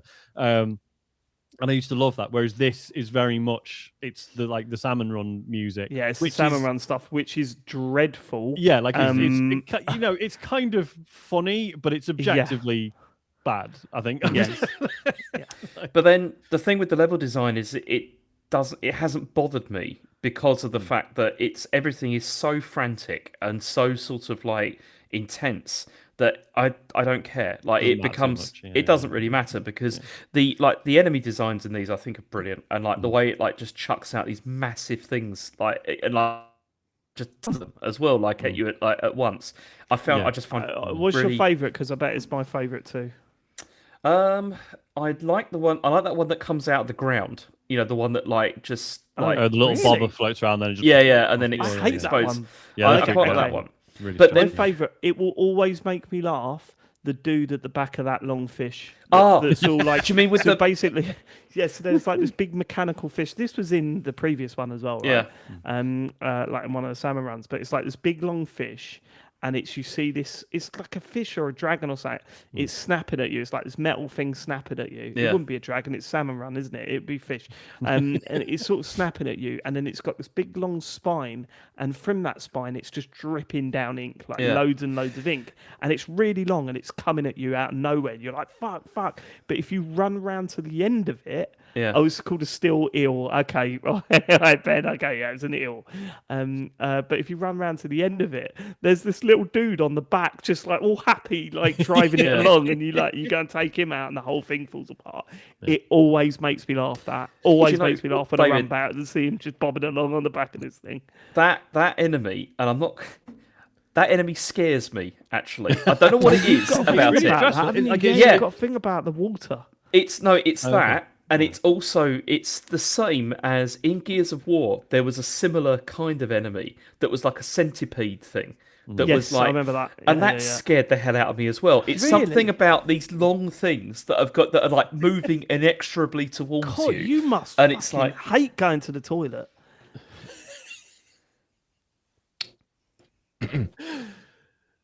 Okay. Anyway, the thing is, like, they're fascinating from a design point of view because it's like, you see the head of the thing coming towards you. You're right, James. Oh, where's he gone? There is no one there to help him. Did you it's all right. No, it's all right. No, I just started laughing. Okay, good. All right, cool. So you see the head of the eel sort of coming towards you, and you're like, right, shit, I need to, like, if it's in like a constrained environment, you've got to figure out how to get to that back end, and it's really fucking long. So it's like, oh shit, which way did it come from? That means the back end's going to be around this corner, around here, or whatever. Yeah, really interesting. And then there'll be levels where it's like, right, here's 8 of them. With that. Yeah, well, that's fascinating actually, because I'm at the point in the game where when you go to the home area, the hub area, it constantly goes, so time to start thinking about using the other tanks actually. Yes. And that's when I realized that because there are certain levels that I'm struggling with, basically because everything's up high. My build is basically about fire this thing into the center of them, split them up, and then rush in, jump into the middle of them and explode. Like they're my 2 main gadgets. So which tank are you using then? So I'm using the one on the left. Yeah, the blue tank. one. Yeah. So that's mine. So the one I like the middle one. The power one is is my favorite. So the gadgets I'm using are the boomerang and the jump bomb thing. And then I don't know how I unlocked it. I can't remember. I mean, I think it's an artifact that you use, which lets you hide in the ink for a certain amount of time, and then you basically become ink for a little bit, which means you don't have to spray ink to move forward when you're in ink. Yes, it just drops it as you run. It just drops it as you. Oh my god, it's fucking brilliant! Like it really helps me get about and stuff. Well, because have you seen what it does in terms of forcing you to diversify a bit? So it depends what you mean. So you have these 3 tanks. I say the speed, power, and what's the like tactical or something. Yeah, tactical one. Yeah, I really struggle with that one. But so each of those can like power up twice, I think. Maybe more than, And so the first one is just get a certain amount of experience or eggs with it. But then the second one, it'll be like, right, get this amount of experience with it, and get this amount of experience with one of the other tanks. So with the speed one, you have to get a certain amount of experience with the tactical one, which I have to say I didn't really enjoy, but I get it as a just forcing you to try the others and not just stick with one. And it was fun, like experimenting with the others. I just found the tactical one quite difficult because I was going from the loadout that's very much being in the enemy's faces and like dashing around and causing explosions to like, oh, maybe hang back and place turrets and stuff, which kind of speaks to the news story about the tower defense stuff. So it's interesting that I guess some of that stuff is what made it into the tactical loadout, I guess, because they're all sort of things that you place and then they sort of behave autonomously. So I thought that was quite interesting the way they do that, and the power-ups you get for the tanks are like really significant. So I can now have 3 gadgets, and one of those can be a tactical one, which I think is I haven't really experimented with that yet, but I think it's really interesting. Well, there was part of me that was like, it's really interesting how it sort of guides you, because there's that one. So in your hub area, you start to unlock areas of this ship where you can do stuff. So one of them is a workbench for your guns, and essentially it's you can level up your gun by five levels maximum, but it costs a lot of money to do that. And and you're like, well, don't know whether I'm getting guns all the time. But when you start getting better guns, or you stop getting better guns, it then goes, right, you can just scrap guns now and you get loads of things for it. So it's like, oh, cool. So I'll scrap 20 guns and then put all my money into this gun and level it up to 5 levels higher than it should be. Because one thing I was worried about was like, oh yeah, but is this still going to cost me if I'm regularly scrapping my previous favorite and getting a new one? But actually, you are refunded the cost of the upgrades. Oh, you really? Okay, I didn't know that. That's cool. But and then there's also the fact that you can. So you've got these gadgets, and then you get these buffs. I can't remember what they call them. What do they call them? The little things that you can add, and you've got the meat. Either. Oh, they're parts. They're just parts. Parts, they're just called parts, right? Yeah. You get these parts, and then you add them to your gadget, and they make them stronger, right? And then suddenly you get a kiosk in the game where it's like, right, you can buy these parts instead of finding them out in your raids. You can buy them, and I'm like, why would I ever buy these? And of course, it's a way of going. And what was annoying me is that the fucking exclamation mark above that character's head would not go away because there were parts for tanks that I weren't using for sale that I could afford. And I'm like, why is it not going away? I don't want them. I'm not using that tank. But obviously it's going, you don't use that tank, so here's a quick way of getting lots of parts that it means you don't have to replay the whole game from the start to get your tank up to the same level. And that all that stuff starts to answer questions that you have about the game. Like when it first started going, try different tanks, I'm like, I'm preferring doing it this way, and I don't want to try the others. Like, I've got no interest, and they're not leveled up. Like this tank is fully leveled up. Why would I go back to that? It gives you the tools to answer that question, to go, all right, fine, but you can sort of level it up by basically buying your way through getting parts and all that sort of stuff. And here are a bunch of levels where actually you've got to think about verticality a lot in this. So your speed tank isn't very good at verticality, but these ones will be. So maybe think about different gadgets and stuff. But like, it's interesting how it does that. Look, I've got to say, I do fucking love this. I think it's brilliant. I've been smashing the shit out of it this weekend. There's something stopping me saying it's like it's not game of the year, but it's game of the year, but it's not. I know don't expect it, but it's game of the year, isn't it? But it's not. I think we need to see like how this pans out as well, because apparently there is like end game stuff as well. Like after like finishing it, there's even like, because Nintendo do this a lot now, where they like there's like extensive stuff like afterwards, and I'm really curious to see how that's. Well, this is because out. I'd heard people saying don't co-op it until you've seen credits. That's why in the reviews I watch, they like co-ops makes it a bit too easy, whereas single player. It's easy anyway. It is an easy game. But then there is a serious challenge in the end game. Apparently. Yeah, I've not died. Sticking points in the campaign, but again, that's mostly like because I'm using the wrong build and just I've had that. There's one I'm stuck on at the moment where it's like it's one of those ones where you've got to get enough of the eggs. And it's like it's you've got 30 seconds like right from the start, and it's a speed one, like clearly, and I haven't figured it out yet, like because I can't get to the end where you need it. The only ones I've struggled with like that is when I've gone in where the level is like 4 levels higher. I know that I can do levels that are 3 levels higher than my current level. I'm fine with that. So when it's the orange danger, but when it's the red danger, it's like I can't do those, but. No, I've not had any real sticking points. I've been going through and then jumping back and doing the spicy levels to try and level up a little bit more and all that sort of stuff. So the spicy levels, sorry, Matt, is when you do... It sounds like something that I made up. It has the level and then it has a harder version of that level, but it's like 10, 15 levels higher than it originally It's funny you say that, because I'm not sure which reviewer I watched, but he said the reviewer said spicy levels, and I was like, that's such a weird like word to use out of nowhere, and it wasn't really explained. It's like the spicy level? Okay, fine. But it's cool because I went into the spicy ones thinking like, oh well, just the enemies will just have more hit points or whatever. But no, it's like the actual enemies are different, and it's Mm-hmm. because there's like for every enemy there's like like the boss enemies, there's like high rank versions of each of those as well, and it will like swap those in and change things up a bit. So I thought that was cool.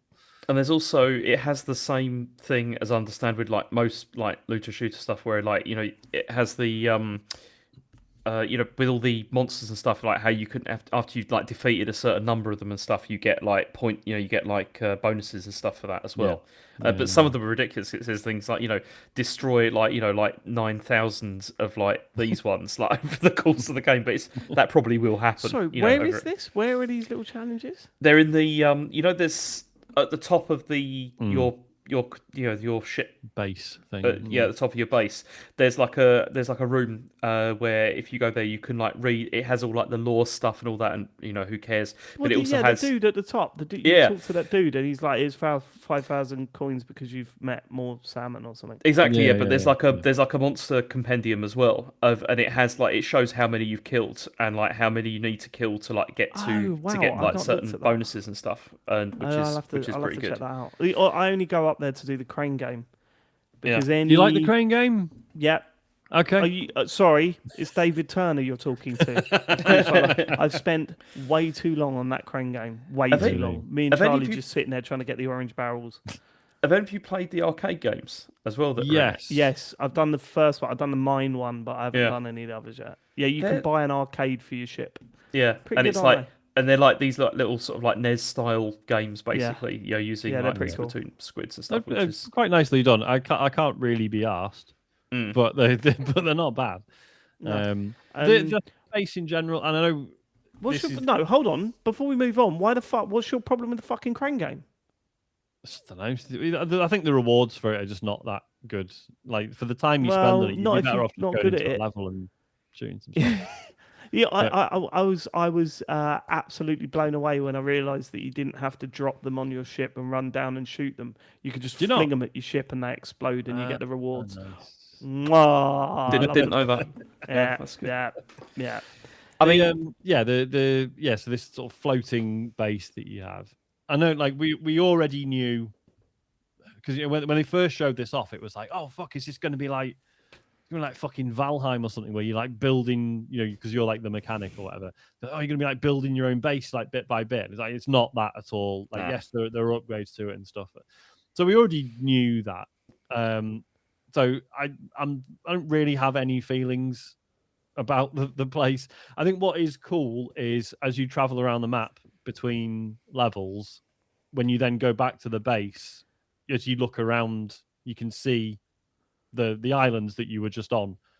Like it does actually move with like the level that you last did, which I thought was quite a nice touch. Also, because that there's the showstopper abilities when you collect a certain number of eggs, depending on who. We haven't talked about the mech, have we? There's like this. You find this mech, and one of your 3 companion characters you can choose to go in the mech and join you in. I don't really get it. It's fine. I suppose it's good to split the enemy's attention a bit, so you're not constantly. And also, it provides the being able to like jump higher and stuff like that as well. Yeah, but anything could do that. Like they didn't need to bring a mech into it. Like when I think mech, I don't think thank God I can jump higher. Look, hold on, is the mech in it when you're playing co-op? Yes. Yeah. It's still there. That's weird then, because initially I thought, this is the replacement for Resident Evil 5. Yeah. I mean, okay, but in the logic of the game, you need it because it does the drilling of like the diamonds, but then also it does the special move thing as well. Well, the special move. So like say you've got Shiver as your companion, and her showstopper is she summons this massive shark called what is it? Something mega? Can't remember. Something mega. Funny name. That's my favourite one. Yeah, it's really good. And so I was in the base, and you can see the sharks swimming around the perimeter, and I was like, nice. I wonder what happens if I activate the showstopper while the shark's there. I bet they didn't think of that. Of course they fucking did. The shark disappears out of the water and then appears in front of you to blast forward. Oh, cool. Smart. That's the one I use. I use shark one. Look, this is. I think it also the one other thing that I did want to say. I think it's really good how Nintendo have priced this because I think it's right. it's one of those where I totally see why this isn't a side thing on Splatoon 4. Like this is the single. It feels way more substantial than that. I can see why it's not a full price game as well. I think it makes you feel less frustrated at the lack of. I mean, there's a lot of enemy variety, but once you've been about halfway through, you have seen the vast majority of them. I think. How much is this then? 50 quid? 40. 40, okay. yeah. Oh, I've seen it as decent. low Yeah, as like 42 37, on I think, eShop. on Amazon. Yeah. There's a few of the enemies as well, because a lot of them are brought back from Salmon Run. And there's some where they've had to change them a bit, because obviously it's a different game, different mechanics and stuff. So the one that kind of flies around, that's got the 2 bins and it shoots rockets at you. Yeah. In Splatoon 2 or 3, one or the other, probably both. It would you'd have to wait for it to open one of the bins, and then you'd have to chuck a grenade in it. There's no grenades in this, so now it's just just shoot the guy. shoot the guy's head. Yeah, Look, this is it. Most of it we've seen before, but the fact that, I mean, it can't have been an easy game to develop, because one of the best things that it does is that certainly later on, these maps get absolutely filled with enemies, and there is paint flying everywhere, and there is so much. There are times where you go, it's nowhere near, but there is times where you go, fucking hell, this is Vampire Survivors. I'm just hoping to battle them off as much as I can to try and get some space. So you can see why this is a Switch 2 game. There's no way this would be running on a Switch 1 and hitting 60 frames consistently without skipping a beat. One more question I've got for you before we sort of do our final thoughts, if you want to do that. Are you using the motion controls? No. Yeah, nor am I. And apparently the pros do. This has been a thing with Splatoon for years. Apparently the pros use motion controls. I've never been able to. That got switched straight off, right at the start. I switched between the two because part of me wants to do both. How what is it? Zelda works essentially. With Zelda, it was you can aim with the stick, but for little micro adjustments, you can also tilt a little bit, and it was perfect. But this is you're either using motion controls or you're not. And eventually I didn't, and I much prefer playing it on the TV. Fucking hell, that Switch 2 Pro controller is fantastic. It is such a good pad. Feels great to use, especially for this. No, I massively prefer playing this on the TV than in handheld. It's because it looks so much nicer. And it does. It really does. Yeah, it's great. Is there a noticeable difference between handheld and on TV, or is it just your TV's better? I think maybe it's just the TV's better. Okay, right. It just it's just looks bigger. so vibrant and brilliant. It, I think it's just with the amount of stuff going on. I think it's fine in handheld. I wouldn't say it's compromised necessarily, but just the amount of stuff going on screen sometimes it's just a bit easier. Yeah, you want to see it all, don't you? I love this game. I think it's the best thing Nintendo's done on the Switch 2 since that original, a couple of months. It's the best thing I've played since Donkey Kong, I think. On it. It's funny, I was as I was playing it, I was thinking I'm not saying fuck, this is the game to get a Switch 2 for, but with this, there now feels like maybe there's enough steam behind it that if someone asked me if they should get a Switch 2, I'll be like, yeah, probably should. There's now enough decent stuff there.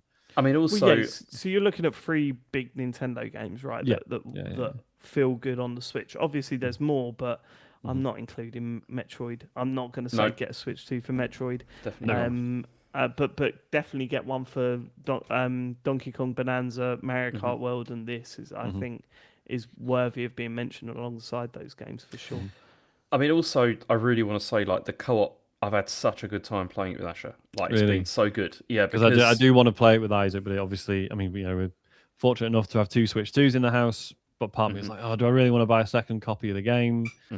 But I mean, he really likes it, and because part of me was oh, but everyone says you shouldn't do co-op till you finish the game. It's like he's fucking 8 years old. Just play it with him and have fun. Like it's like exactly that's the whole point of playing this, just to have fun. Yeah, and it's that like is nerd gamer dad fighting off. You know what I mean? Like, yeah, I totally understand that. But no, we were doing the whole thing, like, laying down strategies and like going like, I'll take care of this part of the map, you take care of that part, and just like trying to work it out. And it was brilliant. I had such a good time like playing with him. I was like, and it's I was like calling him like later on. I was like, can we play some more now, please? Because it's just like, no, it's I so want to good. play Heave Ho 2. Yeah.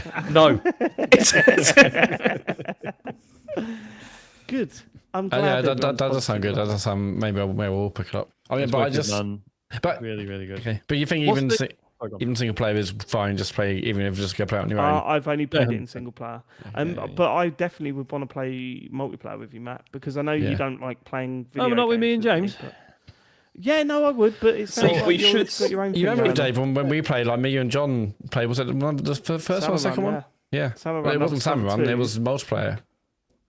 Yeah, but we also played a lot of Salmon Run. That was when that's a John was bad just memory. starting That was with when I his YouTube joined. streaming. That's when I joined that stream, and I don't know. I can't remember if I didn't know we were streaming or something, but I was just really weird and quiet and.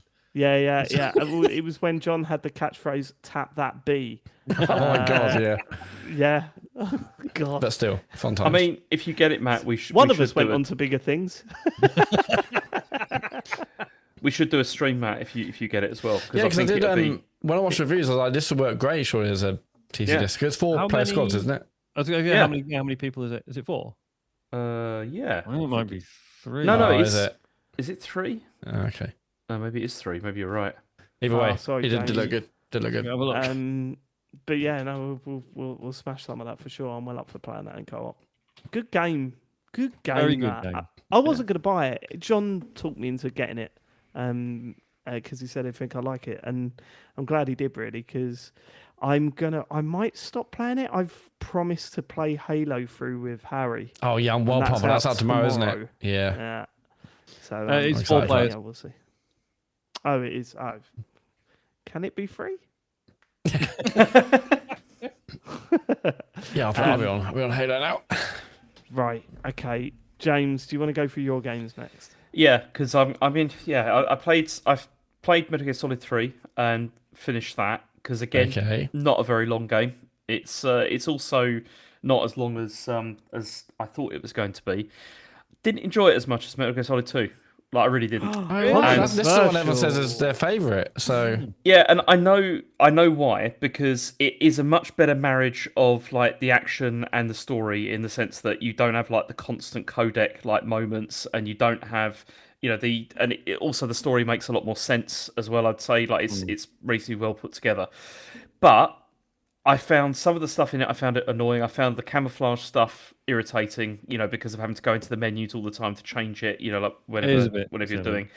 That, the sonar stuff also annoying because, it's like set on... I know it makes sense because of the fact that when the game is set and it's like, this is new technology and it's like, it's running off batteries and it's going to run down or whatever. The eating food and everything, I thought that was okay. Didn't mind that so much. But the thing was I actually found myself kind of... This is going to sound really stupid. I found myself missing the codec conversations a bit, and the reason I found myself missing it was because I didn't feel like the relationships you had with the people that you were on the other end of the line with, they didn't feel anywhere near as developed as they were like in the other games. And it felt like I didn't really even have to talk to them if I didn't want to. Like it didn't really matter, and also the story I didn't find as complex or interesting as Metal Gear Solid 2, like at all. I thought it felt much more sort of by the numbers for me. However, saying that, boss encounters, amazing. Like I really enjoyed fighting particularly like the end and stuff like that, like the sniper fight and all that kind of stuff. It was good. And I'm not saying it's not a good game. I really enjoyed it. Chill out, mate. Chill out. You're getting way too defensive. I know. He's already getting pelters in the comments. The feedback is getting brutal. I'm not saying it's not bad. It's a good game. But I just don't think it was as good as one or two. I will say, like, commit to it, James, because I'm more of a sci-fi guy. So when they announced, when Metal Gear Solid 3 was announced, I was like, because going from Metal Gear Solid 1 and 2 to then like a Cold War story, because it's more of a war story or like an espionage sort of war story, which I'm not as into. Like I like the the sort of techie nerd shit in 1 and 2. But yeah, I do think 3 is probably the better game. Yeah, it's probably the better game in the sense of like game mechanics and everything, aside from like the camouflage stuff. But it's just, I mean, also I had a problem with an aspect of the story as well, which made no sense to me at all. As somebody who talk about it in 2026, who likes history, because there's like there's the whole thing about there's like the three like sort of powers in the world that are that are sort of part of controlling stuff and everything, and it was so obviously it's mentioned as being the United States, Soviet Union, and they mentioned China as well, and this was, to me, this didn't ring true at all in the sense of like in that era at all. It made made no sense, and it kind of I found it quite jarring like that, because what was going on in that country during that period, there's no way. Like, what do you know, James? I know exactly. Yeah, what do I know? What are your credentials when it comes to modern Chinese history? Is what I'm saying. So yeah, I just found that a bit jarring. But then apart from that, it was good. I really liked the ending. I thought the ending was pretty brilliant. It was really good. And I mean, as I understand it, is it like Metal Gear Solid 5 and Ground Zeroes or whatever are like not in that time period, but there's like connections there with those? Yeah, so Ground Zeroes and Metal Gear Solid 5 are the So after the end of Metal Gear Solid 3, Big Boss. The fact that persisted as a name is hilarious to me. Yeah. Whatever. Well, you're better than the boss, so what do we call you? Big Boss. Big Boss. To be fair, I mean, his games are full of shit names. Yeah. But it's got worse though, David. That's the thing. Oh, It's got the stuff Dead in Man. Yeah. Die Hard Man. It's something, but obviously he's disillusioned with the military, government, whatever. And so so he goes off to form Millicet. But you see, but that was the problem I had a bit with this story, because you see, I understood that this was supposed to be like an origin story for Big Boss and like how he becomes that, but I didn't really feel that this really built up enough to that. And I'm wondering if I think the chronology is there's this, then there's Peace Walker, which is about MSF being formed. And then goes into Ground Zeroes and Metal Gear Solid 5, whereas 4 is after everything. Yeah. So it jumps around quite a bit. But this is why I'm excited to play like 4 and Peace Walker now when they come out on the collection, because I want to I want to get into those. Also, are those in collection 2? Yeah, they're going to be they're going to be on collection 2, which is how they out handle Peace Walker, because Peace Walker's, I mean, you can play it solo, but it was sort of built as a co-op game. It was interesting because there was like Monster Hunter tie-in stuff, which spoke to the fact that it was clearly sort of built off it was a PSP game built off the success of Monster Hunter, and it was very much like, oh yeah, people are playing it in like local co-op together and stuff. But I never got to try that, because back in the day, who was meeting up with other people with a PSP? No one, unless you're in Japan. But then they did the remake on, was it like the 360? Was it 360? I think. Yeah, which had online play, and I was like, oh man, that would be amazing, and just no one was up for it at the time. So yeah, but no, looking forward to it. I'm fascinated to see what you think about MGS4. Yeah, I'm looking forward to that more than anything, really, because as I understand it, it's like this is like a continuation of like after 2, right? Like it's a continuation of like what happens after that, and it should be interesting. And it's great because the whole like what happens to Raiden is so like, because everyone moaned about him in Metal Gear Solid 2, so it's very much obviously Kojima going like, right, fuck you. Wait and see what I do with him next. See, I thought he was all right in 2. Like, I remember didn't mind him in 2, but everyone was really sore about not playing as Snake, right? Whereas, like, but he was playing. Point is, you're viewing Snake through the lens of exactly, a movie and how cool Snake it's still a story about how amazing Snake is. Yeah.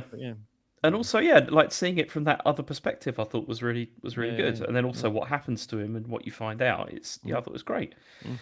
But yeah, very good. And then the other game I've been playing is Final Fantasy VII Remake, because I started playing this. Oh right. Okay. How far into it are you? I'm on chapter 9. It. And chapter 9's quite far, I think. How many chapters are there? 18, 17, 18 maybe? Yeah, but about halfway through. And so I've played it for about 15, 16 hours, I think. Fucking hell. Because, I smashed it over the weekend. I've got no family now, so it's like... All right, don't bring...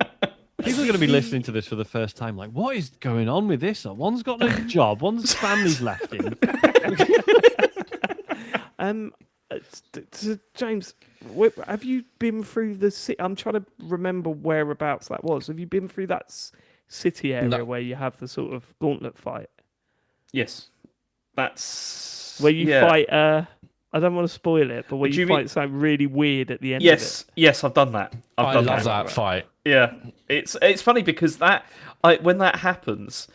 I suddenly remembered that existed because I remember my friend who was really into Final Fantasy VII like talking about it all the time, and then I just suddenly remembered that it was a thing. I thought that fight was amazing. Yeah, it was very good. I mean, yeah, as I said, I played it for about 15, 16 hours, and there's still no sign of the cat though. I haven't seen any cats yet. Don't worry about it. Don't worry about it. You don't until the end. Look, where you are now, I was still loving the game. Yeah, I was still really enjoying it. I mean, it's got some sort of slow areas. I thought some of the scripting was pretty shit. I mean, I mention it as just a shorthand example, but some of the stereotypical writing in it was, the sort of overweight character really pissed me off. Yeah. Just kind of, hey, I want to go. I know we're on a mission, but I'm hungry. See, and I'm like, okay. This is the thing that I found really interesting because I would say, I'm really enjoying it. Like so far, there are bits which were starting to drag a bit. And I think the point at which it started to drag was to see Peter Sweat run down. There's some chapters later. I mean, I love the game, but there's some chapters later. You're not at the bad bit.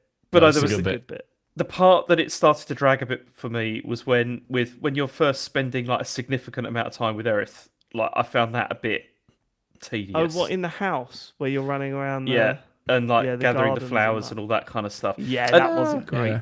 And you see, the other problem I've got with this is that I'm playing this and I'm comparing it to like all the Yakuza games I've played, and that's a lot of Yakuza games that I've played. And like you're right, in terms of the dialogue, it's significantly worse. Like than any of the Yakuza games. Like in terms, and what I'm talking about there is I'm not talking about the wacky side stuff in Yakuza, but the actual main story stuff. It's so much. It's so much more well acted, and like voice acting is better. Like it's scripting is better, but I'm still enjoying this a lot. Like it's still pretty good. There's only one character that I find irritating, and that's Jessie. I don't like her. She's annoying. Poor Jessie. Yeah, she's a bit annoying. Fine. And I also found Aerith a bit annoying as well to begin with, but she's grown on me. Just because she's not Tifa. Is that there? Well, there is that. It's. I was going to say, is everyone in the game as relentlessly horny as I remember? Yeah. Oh yeah. That's the other thing. Yeah, they all want him. Everyone when Cloud walks in and everyone's like, "Oh my god!" and they're fighting over him. It just made me cringe to fuck. Like I don't know. But then, see, this is one of the things that I'd really like to know from somebody who's played like the original and like finished it or whatever as well, is how do people feel about Cloud, like the representation of him? Because I remember just seeing like this, like crappy polygon pixelated like version of this character, that was like kind of very monotone and didn't really like say very much. And this guy to me, he's quite good. I'm quite enjoying like the performance, that he's giving. But I'm just wondering what people felt about that. But I got an impression he feels like much more of a himbo than he was before when he was kind of silent and brooding. What's a himbo? It's like the male equivalent of like a bimbo. Yeah. Oh, okay. No, I've not heard that before. You never heard "Step Into Christmas." You're not allowed to say that to me anymore, Sean. You bring in that. That's the one yes, thing I fucking can, mate. Look, where you are in the game, James, I was all for it, and I was all loving it. I think the final third of the game really fucking lets it down, but you may react differently to it, and I hope you do. Well, I've got good feelings about this. I mean, I bought Rebirth, because it was in the sale. It was like 25 You're quid all for or like nothing, the deluxe didn't you, James? one. Yeah, no, because I was really enjoying this, and it was again. I've had a fucking brilliant week playing games because it was like Splatoon Raiders, brilliant. Metal Gear Solid 3, also pretty brilliant as well. And then this has also been really, really enjoyable. And I sat there for hours playing this because I haven't got a family anymore. And it was good. A great week playing games. Don't ask me about my mental health. Yeah, I mean, obviously I love this game. There was some backtracking chapters later on, which even I was like, oh, come on. But it didn't ruin my enjoyment overall. I still... You know when you went through the sewers in that game, James, did you like that bit? Not particularly. I found it a bit annoying. You're gonna love chapter 15. Really? Yeah. Just don't worry about chapter 14, 15, 18. Yeah, 18's good. Yeah. I mean, that's a great question by Ben in the chat. What's your opinion on Chadley? Who's Chadley? I've forgotten. You haven't done the VR missions. He's like the No. annoying kid wearing yeah. No, I have. I've done one of those. I got. It's like Shiva, right? Is one of the You like VR missions, and you can train against other kind of bosses, and I mean, I did their missions, but like that as a character, it's like Jesus Christ, just like I wasn't a fan of Chadley at all. Chadley's character was so bad that stopped me doing all the extra VR missions and all the stuff. I mean, I did like the basics, and he gives you bonuses for like seeing more of the world and doing other kind of side missions and stuff. Yeah, I remember. It's like the Chadley. constant, he like calling you when you've like found those, the kind of the hidden kind of areas, and he'll call you. Oh, 2 more of these to go, Cloud. I'll shut the fuck up. I'm just trying to. Maybe I don't remember Chadley. Is Chadley added on? So I wouldn't have met Chadley. No. Yeah, he was there from minute 1. Yeah. It wasn't in the original game, but he was. Yeah, I believe. You could get like the orbs from him and stuff. Can you? You can buy stuff from him, but he's the one just like anytime you discover anything, he'll call you and say, "Great discovery, Cloud. This is really great for our blah blah blah." Learning more about the environment. Anyway, he was annoying as hell. But I wanted our side missions because I said I didn't intend to do a lot of them, and then I did, apart from like one chapter. But have you? I've done. To do any of them or? Yeah, I've done all the ones that have been available to me, and I mean the cats one was irritating. Where you have to. But there's still something compelling about it. Yeah, I mean, I annoyingly, one of them in that chapter where you look at the cats, I just moved on for some reason. And in the end, I did every one apart from that one. I don't know why. But Rebirth's a little bit different because it's ridiculously massive, and there's so much side stuff and mini games and whatnot. But it looks stunning as well, I think. I like the idea of like the fact that it was like building your connection with the location, and that does seem to impact the story as well, which was pretty good. And more missions, and like impacts your kind of, or maybe it's in Rebirth, but you can impact your kind of relationship with the other players if you do like summons together and stuff. But at this stage, I just want to get the gang back together because I've not seen Barrett and Tifa for ages. Are you telling me that you want a Final Fantasy VII reunion? Yeah, actually, yeah. It's that's what you want. So Still can't believe people are crying out for it. Still can't believe it. Cool with that.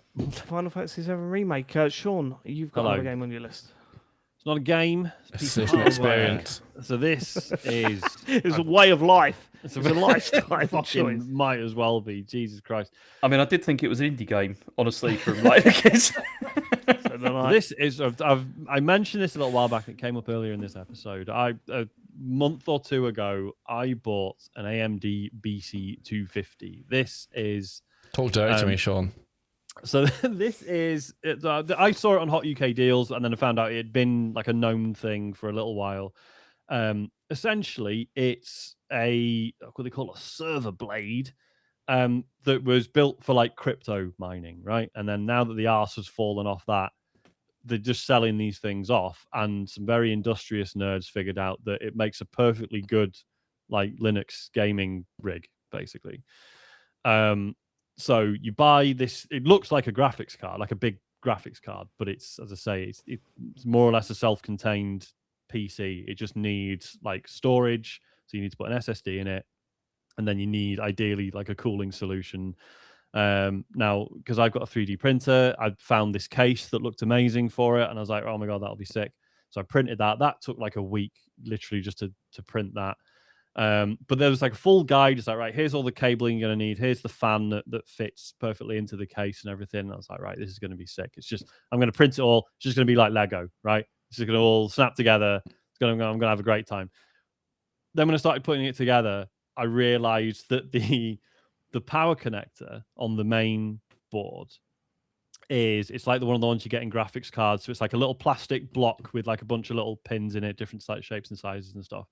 Now, normally, depending on what case you decide to print for this, you just buy the cable that plugs into that and then goes straight into your power supply. Oh, you need to buy a power supply as well. Sorry, that was the other thing. But this build, in order to make it a little bit smaller and sleeker. You're supposed to pull that little block. You're supposed to remove it, like desolder it, pull it out, and then solder in your own power cable. Fucking horrible, right? For starters, I wasn't able to desolder this little power block thing. I don't know what I was doing wrong. I had my, soldering iron set to 520 degrees. I was using flux. I was doing it. I think I needed one of those heat gun things. But then I saw people talking about like, yeah, it's really terrifying because you think you're going to melt the entire thing. I was like, right, that sounds loads of fun. So what I ended up doing was just basically soldering to the pins on the back of the board so the idea is you would remove this block and then you've got a series of holes, right, to stick the wires through and then solder them in. But I was just soldering them to the surface of the board. Now, we all have things that we will take to the grave, right? And we'll never show people or tell people about. The solder work I did on that, I will smash it up before I let anyone see it. I literally, when I first turned it on, I put it on the hob in the kitchen on like a big plate because I was like, this is going to explode. It's going to set on fire. I'm going to die. And it's going to be my own Take a photo of it. What, of the soldering? Yeah. No, absolutely not. Oh man, I would have loved you to do the view once thing on WhatsApp. Yeah. just once, and then we never get to see it again. Matt Murray screenshotted this image. Soldering was so bad that as I was fitting the case together, right? I was putting everything in. I was like, right, this is brilliant. But it's a really tight fit. You have to route all the cables really neatly and stuff. And I did it once. I was like, oh, it's not quite closing properly. Opened it up again. One of the wires I'd soldered had just pinged off. So I had to resolder that again. And I was just like, fuck me, I'm going to have a breakdown. Because then obviously the anxiety that it's going to... So I plugged it in and it was all fine. But then I had to do this. And I was like, the anxiety of it setting on fire is now back 100%, even worse than before. Yeah. Anyway, got it all put together. It's fine. It works. I've got... you can install Bazite on it, which is a Linux build, which basically is like Steam OS, more or less. So it just boots into Steam Big Picture mode. It's really good. Like, I am really impressed with it. But then I was like, right, I've heard that you need to update like the BIOS on it to get it running properly. Like, it's basically comes, like not running efficiently for one reason or another. The fan's quite loud and apparently gives you like proper fan control if you update the BIOS. I was like, right, cool. Let's update the BIOS. To update the BIOS, you have to remove the little cell battery in the board, which means I will have to completely dismantle the entire thing again. Oh, my God. So I'm just kind of like, do you know what? It's fine for now. So Nightmare. Where it's going to live. I think it's probably just going to go in the living room, and then because I've talked before about how the Steam Deck on the TV is like not the best experience. So I think it'll be nice to have it in the living room and be able to do like multiplayer sort of PC stuff with Isaac or whatever. So yeah, and you got a smoke alarm in a. You got a smoke alarm in. I've got smoke alarms. Don't worry, we're all good. Okay. So all in, it's cost me about 320 quid, and it's like a half decent gaming rig. So that's kind of amazing. I just wish I'd picked a different case that wouldn't have caused me. So there's mostly the case that was the issue. Yeah, pretty much. I mean, for anyone watching on Twitch, here it is. Looks pretty cool. 3D printed that. I went with black and pink. I thought that was cool. Yeah, it's like I am sort of really proud of it, but obviously there's still going to be that constant like, is it going to melt and just destroy my house? So like performance-wise, like what we're talking a 4K 60. Well, I mean, no, I'm joking. But 1080p 60, I would say. Okay, so I played a bit of upgraders on it. Okay, that was 1080p 60. That was fine. Well, I played like a bit of Overwatch again. That was perfect. So yeah, that's pretty sick for 350 quid or whatever. Well, exactly. Yeah. So I know they announced that you can install SteamOS on anything, but a lot of things these days. But is it actually really specific like cards? So could you install SteamOS on this directly, or is it? I don't know. The best you can do? Basically, I was just like, I'm not gonna fuck around. Everyone says Bazite works really well on it, so I'm just gonna do that and not worry about like. Yeah, that's what people say. If you can build your own Steam machine, just get Bazite on it. But yeah. So yeah, cool. It's been an adventure, which has basically paid off. Just as I say, I now need to steel myself for opening the whole fucking thing up again. Because that was the other thing. I don't know if it was the way I printed it or what, but so this guide is like, these are all the screws you'll need to put everything together. When it came to actually putting the screws in, like all the pilot holes were too small. So I was having to like put a screw in each of them just to widen the Oh my god! first, then take it out again, then put the proper screws. It was fucking exhausting. That's not for me. So yeah, I can't build a regular what was PC. the first thing you played on it? the first thing I played on it. Yeah. Pornhub. I can't remember. It was 2 Point Museum. That was the first one. Oh, cool. I always think like I'd get like too excited about. Oh, right, I've got Steam on it now. What the fuck? What do I try? And then you try it for like 2 seconds and then boot up the next game. Yeah. See what this baby. But you think ultimately, performance-wise, it would be better than your Steam Deck? Oh yeah, 100%. Yeah. And more, and you know, I haven't got a Steam Deck, but I hear there's a bit of finicky put on TV, so better performance and more sustainable. It works fine on the TV. Yeah, and it's still like what is cool is amazing. You know, with the Steam Deck, there's the whole like Steam Deck verified system. So this so Steam OS has its own version of that. So when you look at your library, you can be like, yeah, these games are all verified as working on Steam OS. And as far as I can tell, it was like 80% of my library or something. So that's pretty damn cool. Decent. Nice. Just very stressful. Matt, what have you been playing this week? Well, I played a tiny bit more of the Mermaid Mask, but I've not finished it. All? Yeah, that's what I've been like busy with Melody, and summer holidays are here, and it's I know, and other things. You must finish that this week though, James. No, I did. Yeah, I finished it as well. It's I thought you played fantastic. The 15th game. Yeah, it's fantastic. I really enjoyed it. Yeah, I so much so that I went and bought Tangled Tower. Nice. To play it next because it was like £3 I think on the Switch. So yeah, I thought I'd get that. Loved it. I'm gonna play games next week. I'm not here next week, but I'll play games week after that. There's a murder mystery game I really want to play. The Incident at Galley House, which is like another one of those kind of detective games, but which people are recommending at the moment. Just haven't got around to that. Listeners, all you've got to know is that the Game of the Year show this year is going to be wild for Matt. I hope he gets picked last again. I played some games this year. It's just don't know. Which one? Resident Evil. He's gonna play Halo. Oh, you played Saros for a bat. You got to the 3rd level in Saros. I don't think you made the most. Well, I was got to go up to the second boss. What's that? Second level. Second lot of levels. That's enough. Don't finish every game, do I? Biome. Yeah. Resident Evil Raccoon's game of the year anyway. That's what you need to know. Okay, I was going to make a joke then. I won't. We should do some questions before we go, shouldn't we, Sean? We should. If you want to send us one, go to tcgs.co. Alex79 says, all right, lads, with all the chat about air fryers and rice cookers lately, given the current state of the gaming world, I wanted to try to steer things back on the topic of video games. Now, only joking, what's your go-to crisp for a crisp sandwich? Are you traditional cheese and onion or ready salted boys? Are you the kind of filthy animals that like to slap a packet of Doritos or a pipe of Pringles between 2 pieces of bread? Personally, I think a potato crisp always works better than a corn or maize-based snack, the exception to this being cheesy Wotsits or your supermarket equivalent. Handful of Wotsits, Branson pickle, and some sliced red onion. Lovely old job. What are you saying? Cheers all, and jokes aside, you've been my midweek highlight for the last 10 years. Thanks, Alex. I'm going to upset some people now. Oh, right? You stop with crisp sandwiches once you're out of primary school, don't you? No, I've never got it, to be fair. Yeah. Thank you, Sean. You're in the good books. They're still a little naughty treat that I wouldn't do in public, but they're still. I would just rather have a nice sandwich and a bag of crisps with it. Yes. Yeah, there's something about. Yeah, I mean, obviously that works, but sometimes, and I would go just plain very salted. It just adds a nice. It's a nice bit of extra texture. Yes, you can have a crisp and a sandwich. What do you? Hold on. What else do you have in that sandwich? It could be any sandwich, but with a crisping, with a bit of texture. Well, like you'd have a prawn mayonnaise sandwich with a crisping.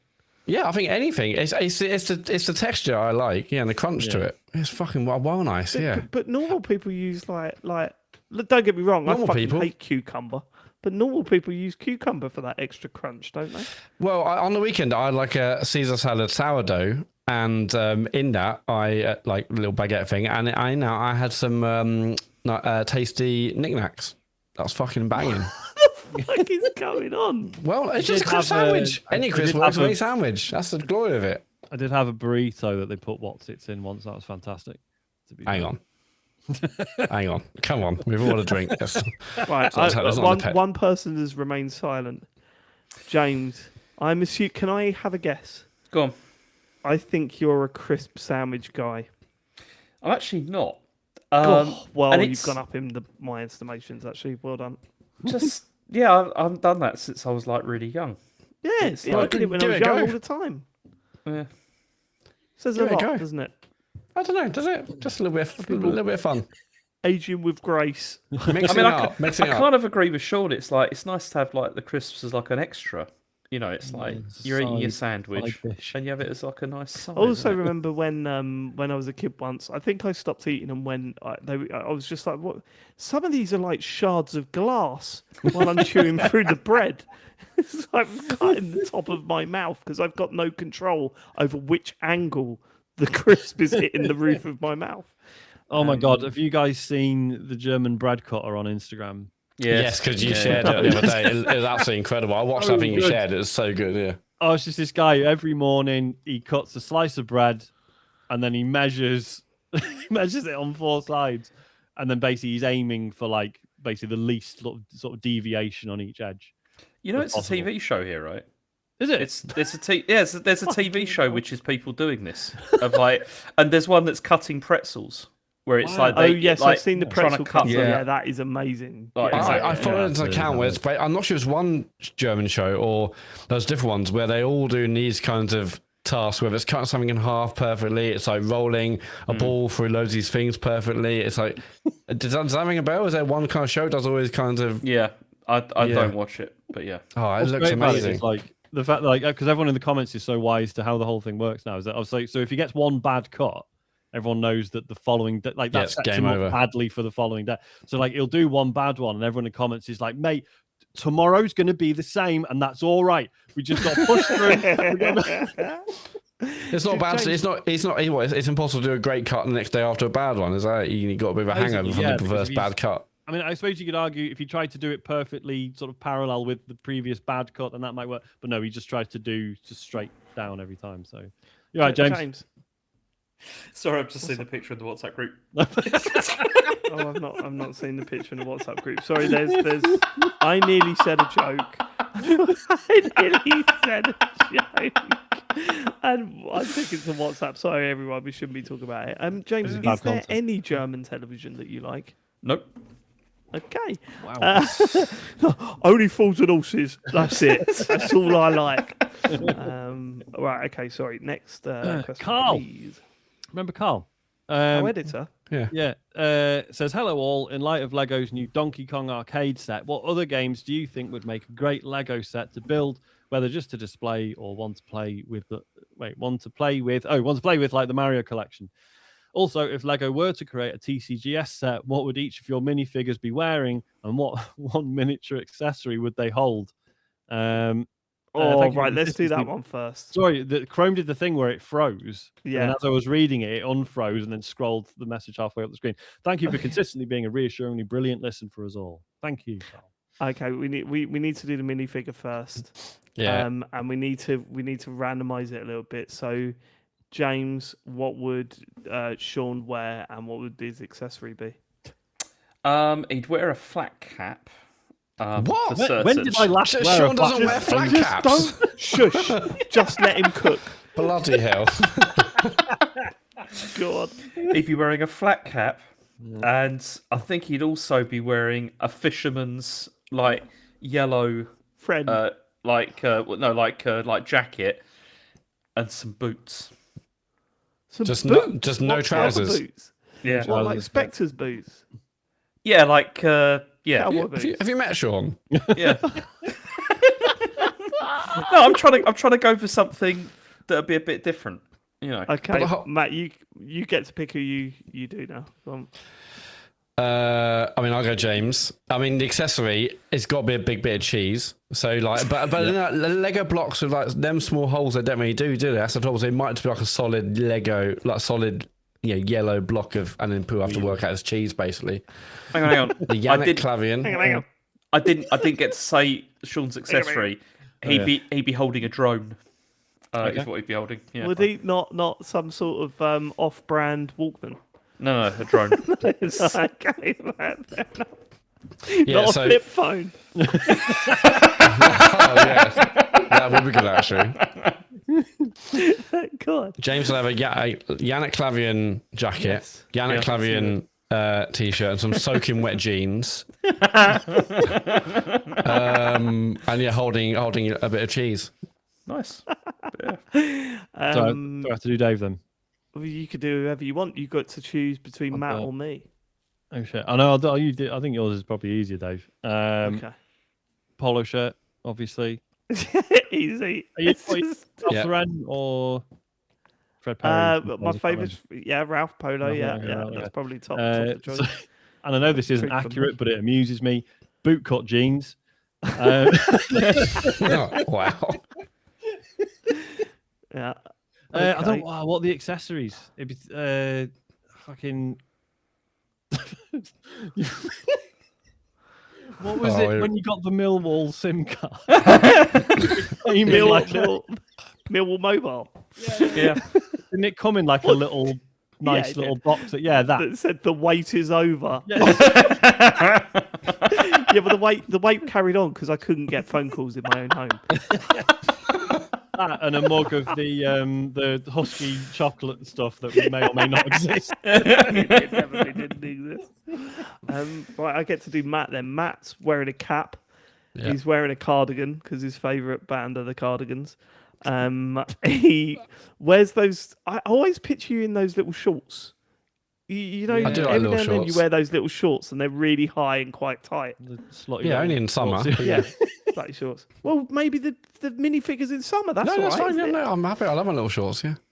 Plimp soles, and the accessory would be a book of the Kama Sutra. Yeah, that's accurate. I was the other day. I nipped into Morrison's before I was going on a long drive, and I don't know, I wasn't really thinking straight, and I just came out with like a pack of sausage rolls and a can of Monster, and I thought, like, you know, when people say like, oh, if you had like an action figure, what would your accessories be? And I was like, yeah, it's probably it. Probably this. Probably a sausage roll. Yeah. There were other questions on that. So yeah, have you seen the Donkey Kong Legos? Yeah, I haven't, no. Yeah, it got leaked, and then it leaked like 2 weeks ago, didn't it? Or last week. Looks incredible. It looks great. It looks fucking brilliant. Mm-hmm. But what other gaming ones that you could? It must be so hard. I'm surprised there's not a Tetris one, like where you can rearrange the blocks like on the fly somehow.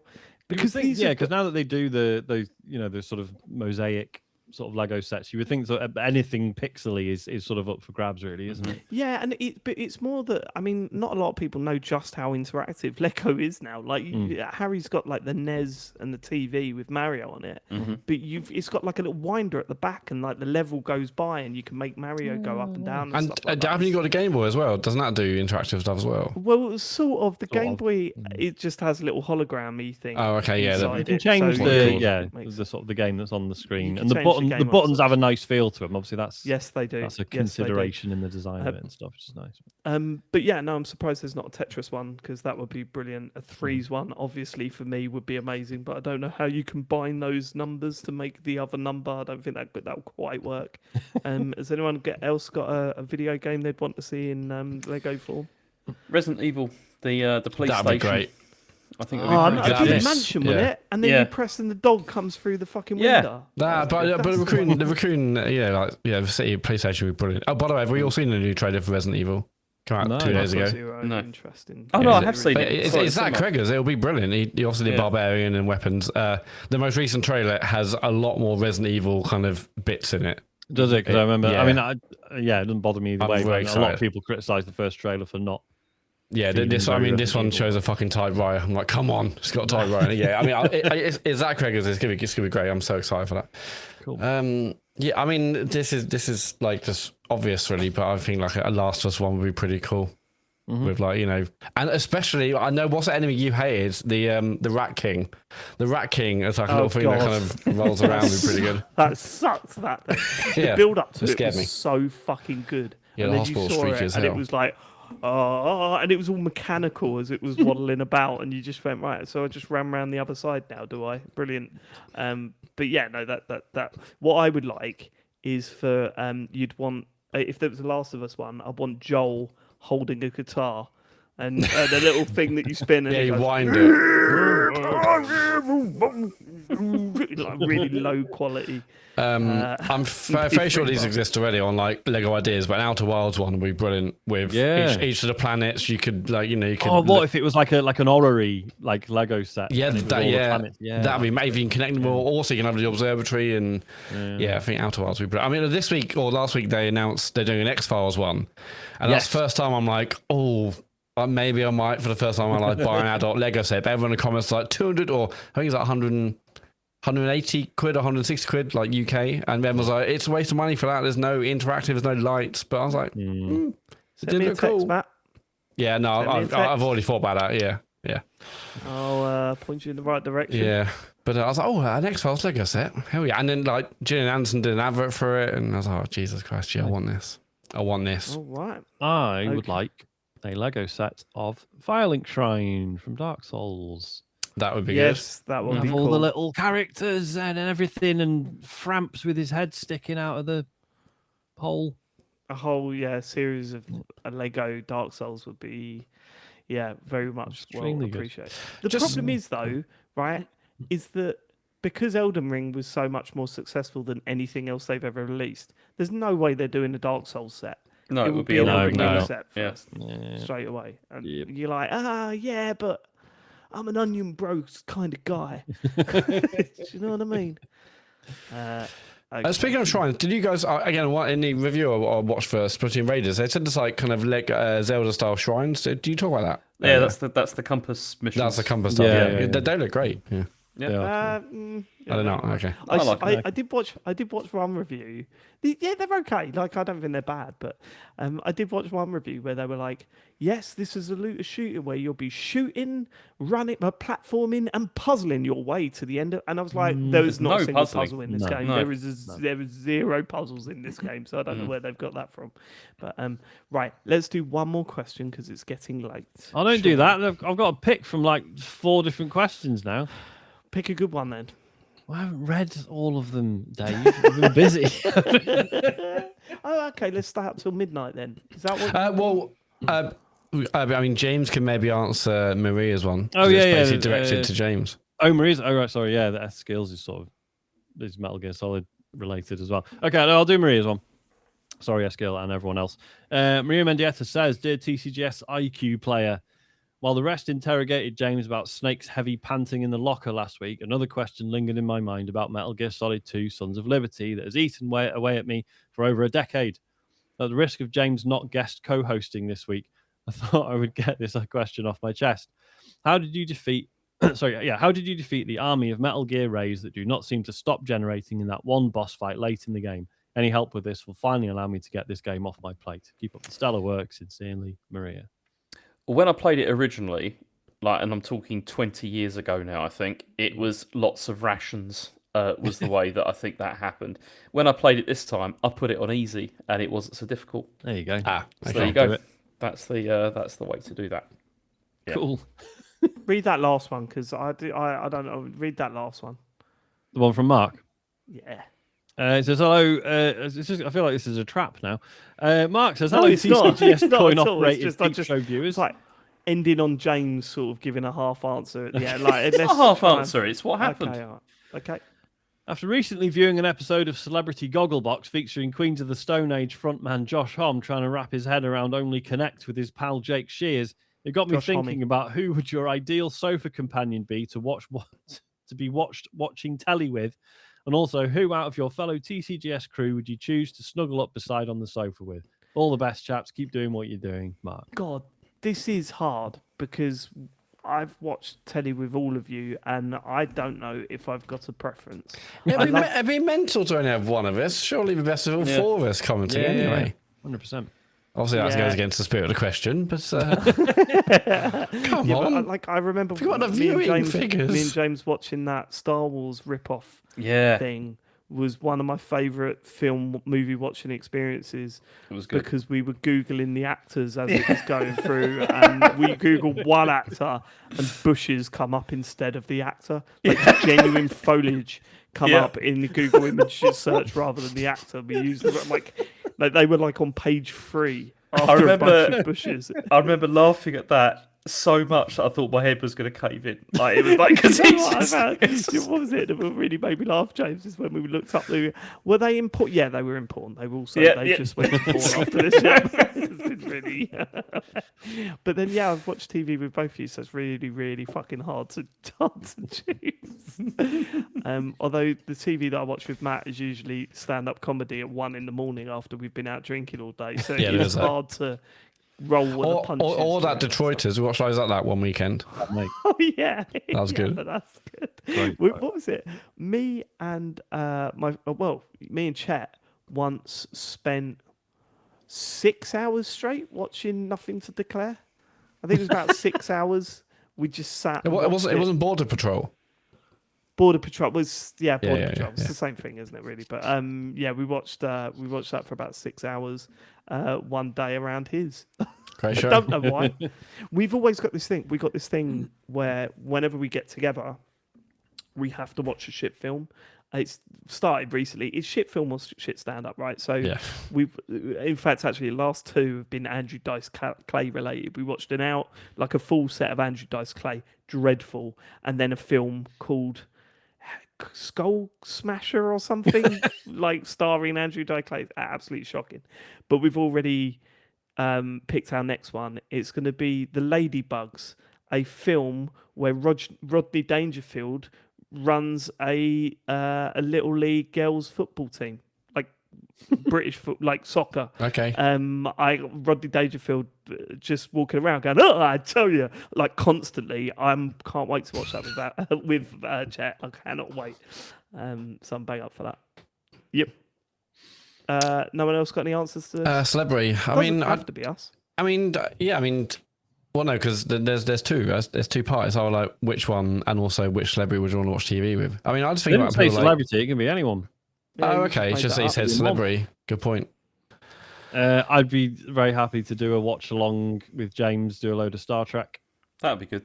Yeah. Yeah. Oh, okay. Not a watch. I mean, that can it's happen. Not about you. It's about me and that James. can happen. That would be a good series, actually. You two just watching Star Trek from the first one.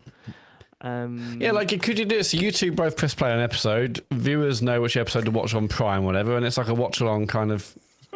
Because is it still a thing? Yeah, on Prime we watch. Yeah. Don't know. We had to be subscribed, or like everyone watching had to be subscribed. So yeah, I don't. Yeah, you can use like share play and stuff. It does work, yeah. kind of. Yeah. Anyway, answers Jason Bateman. Okay. All right. Okay. And that's it for this week, is it? That's a wrap. Good. Thank you so much for listening. Oh shit, we got socials. Go on, Matt. tcjust.co. There you go. Who socials are there? All right, look at that. It's taken you 10 years, but you got there. Can I just ask though, Matt? Are we ever going to play Reanimal again? There was chat about this in the Discord. I can't do. I can do a different day to Friday. Okay. Because I've got a lot of time on my hands now, and so it's if we could play that at some time, that'd be nice. Okay. Well, I'm lonely, Matt. You're lonely. You're not lonely, James. I can't do this Friday. I mean, I can't do this Wednesday. In fact, I can't do any time this week. What you need to go to whoever it is you're spending Friday evening with, and be like, "Look, I've got a mate whose family's left him. He's feeling really low. Got to play Reanimal together. He wants me to play Reanimal with him. Let's see. I can't do next week. Wednesday because we're doing a bonus show. Yeah. All right. Okay. Cool. That's it. Yeah. Right. No, I'm going out. I've got dinner. I'm going for dinner. This week's a write-off. Next week I'm away. All right. Anyway, we should say there's going to be a couple of strange weeks for the show, right? So Matt's away next week. The following week, we haven't really decided what we're going to do. I'm definitely... Yeah, let's not go into that yet. I really, really want to go with... one of the options, yeah. I'm up for it. I really want to see what that's like. I could do it. Yeah, please, Fine. do that. You just want that, so because you want the feedback for the next week. That's rip into it. Yeah. I want to see you have to put some effort in. Put loads of effort in this week. Thank you so much for living it. We will catch you on the next podcast. We hope you're doing okay out there. We'll catch you later. We love you all. Goodbye. Goodbye. Goodbye. Goodbye.